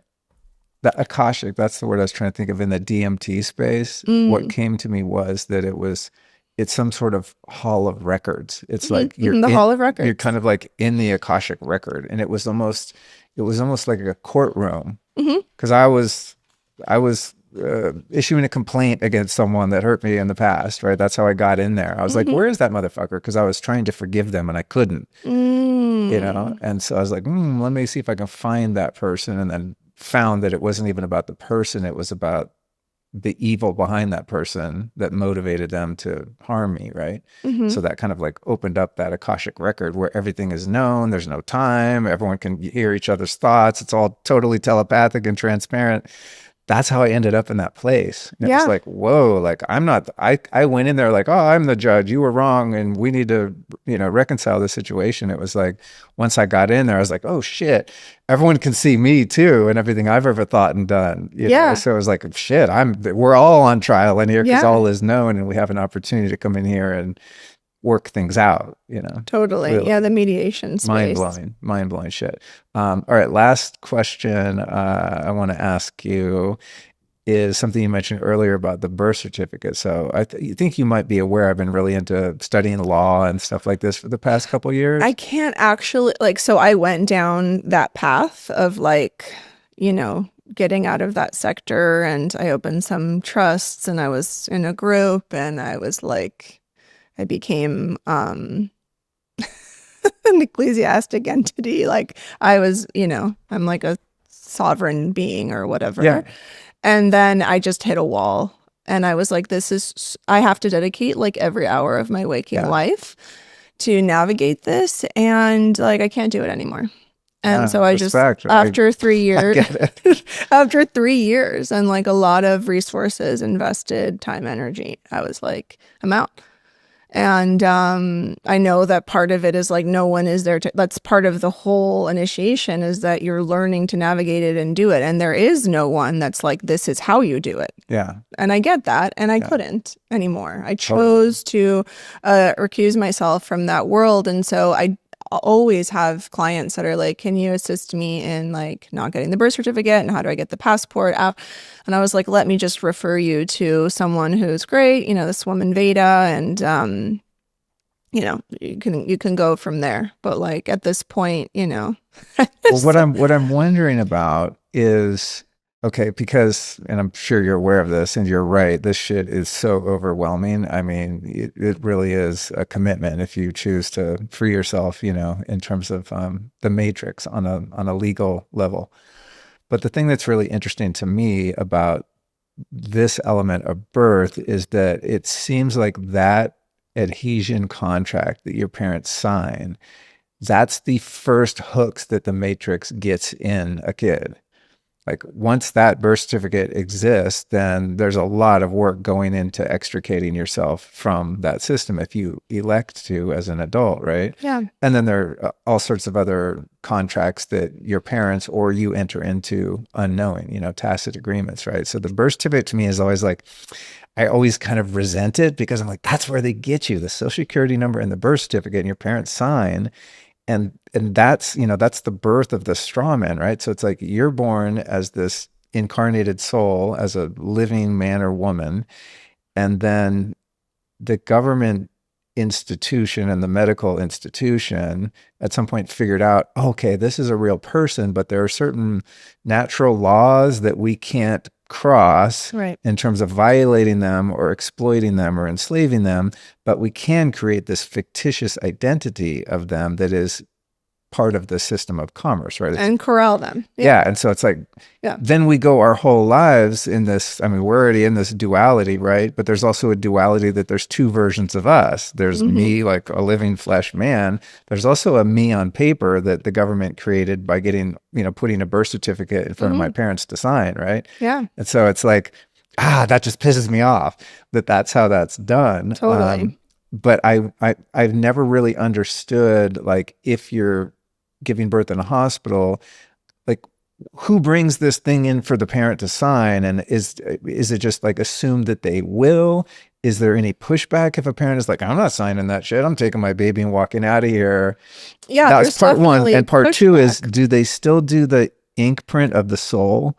Because that's like part of the witchcraft spell to me that is super creepy. Yeah, totally. No, it's still highly ritualistic. I did have a client a few years ago who birthed at a hospital in Miami, and they didn't want to do, they wanted to, they didn't want to do the birth certificate, but they chose to birth in the hospital because there was a conflict of interest between the husband's family, like the in-laws. Yeah. The husband was like, I'm on board, but it's just like the in-laws kind of like fund their life. It was like a complicated situation. And so there was pushback. The hospital wouldn't let them leave. So like a nurse basically comes in, checks things. It's all taken care of for you at the hospital, like the vital records and statistics stuff. And so there was pushback, and eventually they just kept saying, we'll do it when we leave. No, we can't let you check out. We can't, until you do it. And then what do you mean? Why do you need to wait? And it was like a whole back and forth thing. But eventually they got out of the hospital without having done it. And then they went on that route and I'm not sure where it ended up as far as their birth certificate goes and all of that, but they were able to leave the hospital without having done it. But yeah, it took about 3 days, and I think they had an attorney that they called, and it's possible. It's just how much can your nervous system handle as far as the pushback that you get, and are you Right. willing to like stand your ground for long enough until they say, actually, we can't hold you here. You're right. Right. But yeah, they still do the ink prints. It's like it's like an invisible ink, kind of, it washes off. They do the ink prints, the hand prints, they do the blood drawing, they do the circumcision, they do the injection and the heel, and like all the things, the hepatitis B vaccine, and all those things are still done. For sure. There's something else that I saved this in a document when I was researching this, but there's also something about the placenta that's tied into this, and you might know more about this than I do, but it's like when you don't elect to keep the placenta, that becomes biological property of the hospital. Yeah, so there's paperwork that the woman fills out when she checks into the hospital, like either in triage or if she's in early labor and she's, going in and filling out her paperwork, that she's an organ donor. Whoa. Like she's by default an organ donor unless she elects to not be, and specifically the organ of the placenta. So yeah, like it's not like they're stealing it. She just Right. hasn't reclaimed it Right. when she signs the paperwork. So that's why I encourage, clients to get. And it's not like they say I've already pre-checked, I've checked in beforehand, I'm registered with the hospital. And I'm like, yeah, but then there's more paperwork that's signed when you arrive. If you can get a hold of that paperwork beforehand to review it from the comfort of your own home, Right. I recommend that. To Rather, make those decisions when you're not in a compromised position, right? exactly. You're not like in early labor. You've been in labor for 3 days, and they're like, "Oh, just sign here, sign here." You're like, "Oh, okay, whatever." Especially if you were given some, or you're in the throes of labor when you arrive, and then you're just like, "Oh, let me check it off," whatever. Right. Like, yes, resuscitate me if I'm, like Right. that. You think it's just that, but it's actually so much more than that. So if you can get that paperwork beforehand and review it, because bringing in a birth plan is not going to negate like the 26 pages you've just initialed. Right. So like, you can request to keep the placenta, and even if you don't want to consume it or use it for something, you can bury it in your garden with a tree. You can store it. That's what we did with ours. We have a little graveyard in the backyard, Yeah, and honor it, because it was the lifeline for the baby, as we call, and many cultures call it the the first mother, because it was what's been housing the baby, communicating it with the baby, the pulsing of the placenta is the sound that it's primarily hearing while it's in the womb. So it's like it's like co-sleeping and connecting with the placenta. I know what it was that I researched and I'm going to kind of butcher this. I'll have to find my document because I have the validation of this. It's going to sound crazy, but the let's just call it the government, right, for lack of a better term, just an overarching thing that has to do with the medical system, but is ultimately coming from a higher authority, right? There's legislation, the whole administrative monster that is the medical system as an arm of the government treats the placenta as a twin, as a stillborn. Yeah. Oh. And that they claim rights on that entity as it pertains to your strawman identity that's created with the birth certificate. It's part of how they rope the jurisdiction in. Okay. Yeah. No, I would love to Super see that. trippy, right? Yeah, I'll find the document. I did a deep dive on this and I was like, whoa, this is even darker than I ever imagined, but yeah, there was something about that, like the biological material then becomes property of the government essentially.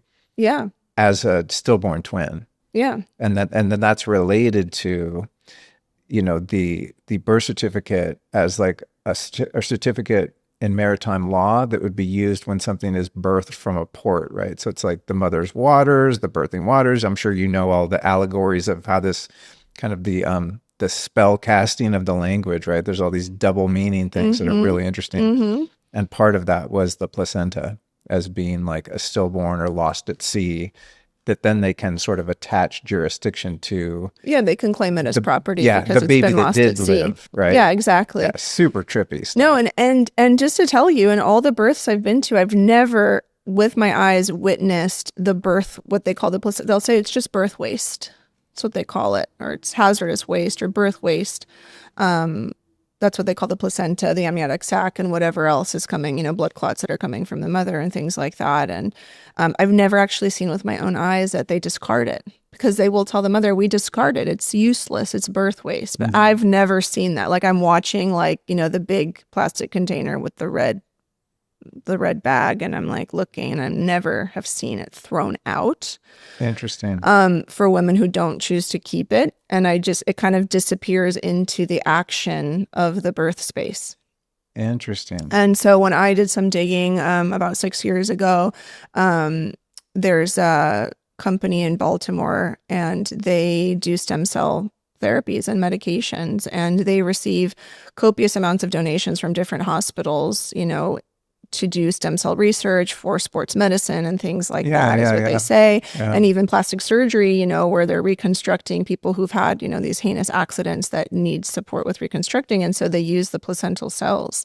And then I'm looking, and, just through the basic research, it's like that those companies donate a lot of money to hospitals in order to fund what they're up to. There is some sort of... You can't sell it. Yeah, there's a legal restriction on like a direct... I run the hospital or own the hospital, and, I'm going to sell that to you, For research and the stem medicine. cell Yeah. company owner. Like there can't be a direct transaction, Exactly. but there still is like a quid pro quo sort of transaction that's possible. Yeah.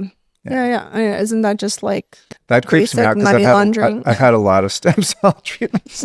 It's one of those things you look back and go, I didn't really fully understand what was happening there. You know, like I'm probably the byproduct or the end result of some of those back channels dealing in biological materials. Totally. I mean, it's possible. I've had clients who've kept their placenta and then they haven't even used it. Like one of my clients in Miami, she kept it and then had it shipped to her mother in Colombia, who was doing plastic surgery, because the plastic surgeon actually requested for the daughter to give it to her. Like it wasn't even the placenta has benefits. He wanted it and so I was like, it's your placenta. You can do whatever you want with it. I will like prepare it in this way so that you can transport it. And like, because I do that separately, placenta encapsulation and preparation. So I was like, oh, okay, I wonder what's going on there. Wow. Wild. Before we wrap up, for those listening, and I'm not certain about this, but for those that are kind of freedom-minded as it pertains to the birth certificate and stuff like that, I don't know the exact legal mechanics of this because I was planning it all and educating myself so that when we had a baby, I would know what to do. But from what I understand, my limited understanding of this is that if you have a home birth or like your client that managed to have a hospital birth and get out of there before they had them sign the birth certificate, that you can apply for what's called a certificate of live birth, which is just like an affidavit that a baby was born. It's factual, and that can then be used to get a passport and help that person as they get older start to operate in the world and things like that. So yeah, the passport's still totally possible. I know personally we didn't get her a birth certificate until like 3 weeks after she was born because there was a disagreement about her name, and so you have time, like if you're listening and you're like, wait, we're about to give birth, like you have time to change gears if that's and there's also a difference between a birth certificate and a certificate of live birth. I remember when I did one of my passport applications and I didn't have the version of my birth certificate that I wanted to use for that, like a long form birth certificate. I filled out something called, there's the DS-11, which is your passport application. Then there's a DS-10, which is a birth affidavit for people that don't have a birth certificate. So I had to send it to my dad as a witness and he had to get it notarized and all this stuff. So I could have lived 50 something years without any kind of birth certificate and still gotten, a version of a US passport based on that. Totally. So there's a lot of things you can do, but as you alluded to, if you get into the law space and you really want to pursue it, I mean, it's going to be a full-time job. It's a full-time job, and I didn't have the capacity. Yeah, I get it, man. There's times I want to like give up too. You know what I mean? Like the accountant that was disappeared. So yeah. Yeah, totally. I think like with the law space for me, it's like once I took it to a certain point, I can't live with just erasing all the work that I did and all the progress I did, right? It's like, I'm kind of like, at the 3/4 through, like walking through a small tunnel, and to turn around and like go all the way back out seems very difficult, even though it's not. I mean, you just opt back into the system. They're happy to have you. Oh yeah, it was like, easy for me. Yeah, but I'm like, man, I already made so much progress, so I kind of, it's like I have to kind of commit to it. And I also realized at some point early on too, that it wasn't even about the physical freedom and the tyranny and all that. It was like, I realized that part of my soul's curriculum here was what I thought it was at first, was to free my mind, right? And to just make reality what I want to make it, and to understand that I am just an aspect of God and all the things, right? And I was like, I'm free. Like, you're as free as you want to be in your mind. Ask Viktor Frankl, right? It's like, it's all perception, right? So I learned how to change my perception pretty good after 30 years of practicing that. So I never really cared about the physical side. I was like, I'm a slave, I know it, but I'm not really a slave in my mind, so who cares, right? Keep paying taxes, do all the things, give the Matrix the fucking adrenochrome they want. Right. the loosh, right? But then at some point when I started getting into law, I realized, which I kind of like almost wish I didn't realize, was that part of my curriculum here was to also extricate myself in the physical realm too. And once I realized that that was part of my challenge here, then I had to do it. You had to do it. You know, I was just like, God damn it. Yeah. I wish I didn't know that this even existed, because then I wouldn't know that it's part of my mission here, right? Yeah, it's always lingering in the back of my mind. Like ever since I learned about it, it's still there. And just because I opted back in, like it's not that it it doesn't still, I don't want to say it haunts me, but it's a reality, you know. And I've just been able to guide people in a basic way towards different resources. So maybe that was the purpose at this juncture. And I'm not going to say that I wouldn't return to it again when the conditions are a little different, but yeah, I was like, there's so many processes in place. And now it's a spiritual boot camp, this process. Yeah, totally. You know, of switching into a different sector. So. Another thing that makes the law space difficult, and for those that don't even know what we're talking about, we'll link to the many law podcasts I've done. It sounds really boring, law. Like we're just talking about how to extricate yourself from the commercial system, basically, right? Is that it's so overwhelming, because there's so many aspects to it, and law in and of itself as a practice, as something to educate yourself in, is so old. It's so dense. There's so much to it to begin with. Add to that every kind of thought leader or guru or expert in the space, like just as a blanket term, let's say the common law space or the freedom movement, whatever, every expert has a totally different opinion about how to do it, right? And it's like, you could get 100 of these like experts in a room and they all disagree on everything. Yeah. So it's like, how do you even choose kind of what path if you want to like go through equity or, you know, SPC, HTC? There's like all these different routes to freedom. Each one who is, you know, a purveyor and educator of their particular niche claims that it's the best one, and they can tell you why. So there's like major decision fatigue in terms of how you want to operate in the world, and, you know, with trust and PMAs. And I mean, there's so many options on the menu. At a point, it just gets like, I don't even want to do any of this because it's so overwhelming and confusing. How do you know who to trust? Like, who's the right person to follow? And also, like, which methodology suits your nervous system? Yes. Right? It's like, the path that I sort of ended up going on, I'm learning, is not so aligned with my nervous system and the fact that I really don't really like a lot of conflict. Yeah. I'm not a fighter, you know what I mean? I don't like fighting, arguing, drama. I just like to just go exist and be peacefully left alone. The route that I took is a little more combative. Yeah. And I see some people really thriving in that realm. Like Andy Kaufman, like he's really good. Like he's in it. He's like with it, and he's got it on lock. Yeah, I don't enjoy that. Showing up at court and like, and I'm like, wow, I don't have the nervous system capacity for that. I'm learning that I don't either. Yeah. Yeah.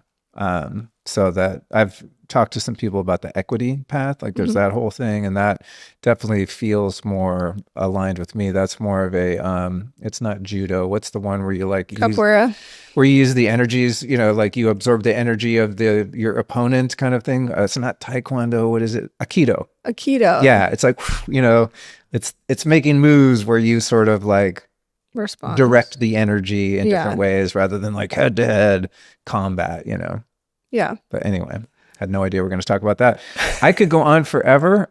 So thank you for entertaining me and all my wild ideas. I'm kind of on one today. I'm just like, thought that I was going to talk to you about totally different things. Like, let's go through all the different birth things that can happen. And we talked about none of that, but I think that's partially because I have a feeling that's what we did last time. Yeah. So for people that are like, wait, what about C-sections? You know, all the epidurals, all the things, like go back. Again, the show notes are lukestore.com/birthkeeper2. If you go to just lukestore.com/birthkeeper direct, you'll get our past conversation, which I think is a little more focused and grounded on like, wow, if I want to be a parent, like what are my options? And, and protocols and like, and there's also a lot of resources. Oh, duh. I knew I was forgetting something. Tell me about the current iteration of your education and platform. I'm so sorry I didn't talk about that. Yeah, that's all right. That's right. No, I like. You're not a very salesy guest. You know, you're doing like, hey, Luke, before you end. Everyone tells me that. They're like, how do you like sell anything? You never talk. And I'm like, yeah, just like if people want to connect, they will, I guess. Maybe I should change that. But right now, the big focus, the school has grown so much. So if you want to be a birth educator, if you want to be a birth doula, if you want to work in the postpartum space, like we have those programs and mentorships, and they happen live. And I have an entire team now of women who are Wow. co-teachers, and like we have embodiment work and nervous system work. And, my big thing is like there's so many places to learn to become a birth worker or a doula. And I've gone through those programs, long time ago. And so much of it is like, how do I follow the rules in this space?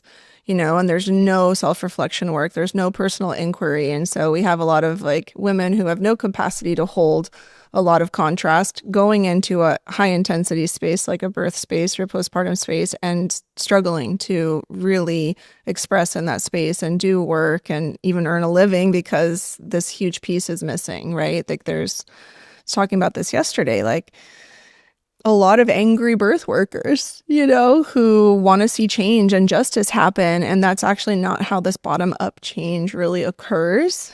So it's like it's an inside job. And so the programs have really taken off because women are having these like super expansive personal journeys while they're learning how to become birth workers. So it's become a really awesome community. And that's what we're up to. We have the postpartum doula training coming up really soon. It's 10 weeks, and then birth educator training. And we have a lot of women who've given birth and are like, I want to work in this space and bring my small children with me. And like, so you've really expanded since we spoke last. Totally. In terms of the education piece. In terms of the education piece. And I think probably what's next is a lot of women who've gone through the training programs want to work in the birth trauma space. A lot of women have experienced their own birth trauma, and they're like, wait, I can heal this further and really integrate this by serving in the birth space. And so, wow. So I'd say now we have about half women who've given birth, half women who've never given birth, but they want to work in the birth space. And so, that's been really wonderful too. Like we had an 18-year-old fresh out of homeschooling, high school, come in, and now she's working as a doula in Southern California and just like having that's amazing, an incredible experience. And then, we had someone who's 68 years old who just completed the last cohort, and she's just doula two of her grandchildren's births, different children she had, and she's running a business in Canada now. And like, it's just been super healing for her coming from her own personal knock 'em out, drag 'em out birth that her mother had, in the 50s and, 60s. And, so yeah, it's a really diverse community in the sense that's like all women coming together from all these different backgrounds. That's so epic. Well, as I was telling you with my sister-in-law, Emily, I think one of the reasons they were able to navigate 2 home births, like 0 interventions, was because of the time she put into education. I forget who she studied with, but I think there's something even. And I was wondering, is she going to become a doula? She's like, no, I just wanted to crush having my own babies. You know what I mean? There's so many women that come through our program that didn't like. Such a beautiful text I got recently where she's just like, her baby, she reflected a year later and she's like, I don't know that I would have been able to do this like home birth after 2 medicalized births had I not done the doula training. Like I learned, like my relationship has improved with my husband. Like I had the courage and the knowing to do this at home, with a midwife. I never thought in a million years, coming from the family I came from, that I would like ever break out of that fear grid I was in. And I was like, wow, like, so I don't know. I don't like, I have the birth class for couples, but I'm kind of like, come to the doula training, It's like it's a woman's school. Something that occurred to me too is you were mentioning external pressure from in-laws and things like that. And there was a bit of that with my brother and his wife. I think people had healthy enough boundaries where there wasn't some kind of crazy intervention, but there was definitely concern, and they weren't supported in their choices. They were by me, of course. Also supported by the fact that they were really studying, not only her, but my brother too. He's right there with her, like learning all he can, right? It's like, I feel like because they were doing that, the pressure from outside of their relationship was affected them much less because of their confidence. It's not like they could tell their either set of in-laws like, no, we got this, we're taking an online course, we're going to be safe. You know what I mean? Like that doesn't register to the people outside that are concerned, and rightly so, because they've been indoctrinated to be concerned. But it helped them with their own sovereignty and empowerment to know, like, we're not just winging this, like we know what we're doing, and we're sorry you guys don't understand, but we're good. There's Yeah. a hospital 2 miles away. We know how to get there. Okay, Yeah, chill. that confidence is a Yeah, really big piece of it that you yeah, can't really get by just like assuming things will work out, you know. right. It comes with the education piece for them. It's a whole lifetime of unlearning and relearning that has to happen, right? Because how many children are educated in birth, divine biology, conception, like breastfeeding? Like, no, it's the contrary. There's like a lot of shame around the body. There's a lot of shame around conception. There's a lot of fear around birth, Hollywood or whatever it is, or family stories. And so just to remove that layer takes a good amount of education and then Yeah. also to build the confidence. So there's multiple things happening at once. It's like an unlearning and relearning and then building the confidence and the nervous system capacity to hold a Yeah. lot of external factors. And all of the programming. I mean, you know about fake history, right?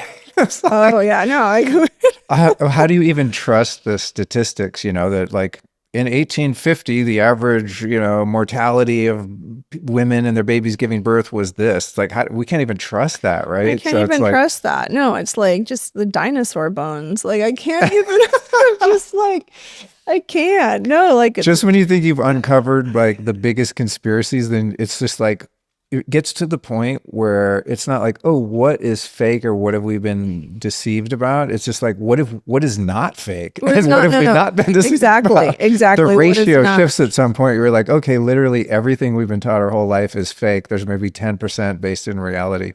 Yeah, I'm questioning that anything existed before the photograph I have of my great grandmother. Like like, you know what I mean? I just Yeah. that's the only like, is that even proof? But it's like Totally. that's the only proof I have that anything existed before before me. Right.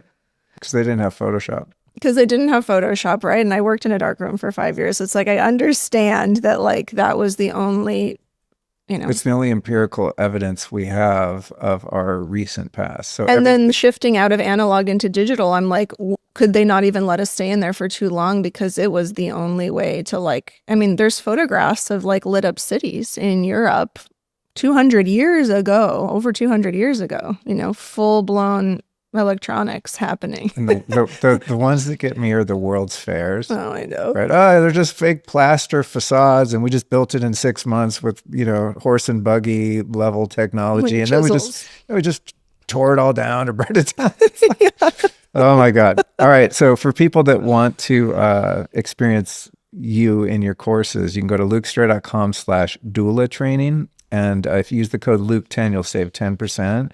And we're going to link to all of your courses and anything clickable that we've talked about today in the show notes. So I'm hoping some people were inspired by this really in-depth, wild-ass conversation and come to have more of an experience with you and your work. Yeah, it'd be my pleasure.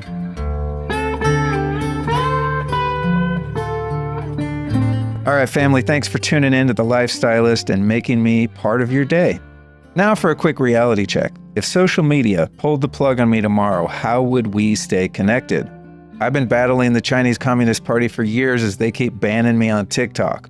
And you never know how the tide might shift with Instagram or YouTube either. One wrong word and the algorithm can shut you down.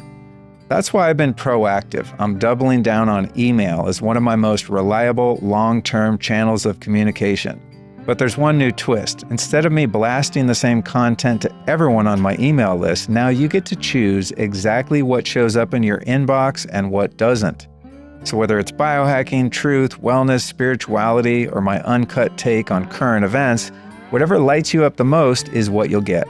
So I highly recommend you get to lukestrayer.com/privatehouse, set your preferences, and enjoy a content stream based on your most important interests. There's no middleman, no algorithm, no censorship, and no spam. It's where I can speak freely and share what I actually think, and no one but you and me decides what gets seen. So again, that's lukestory.com/privatehouse, where you can enjoy a tailored experience with bonus content you won't get anywhere else. And there's no need to even memorize that link or save it for later. You're going to see it right in this episode description on your podcast app. So hit it before you quit it. And I'll see you all in my private house.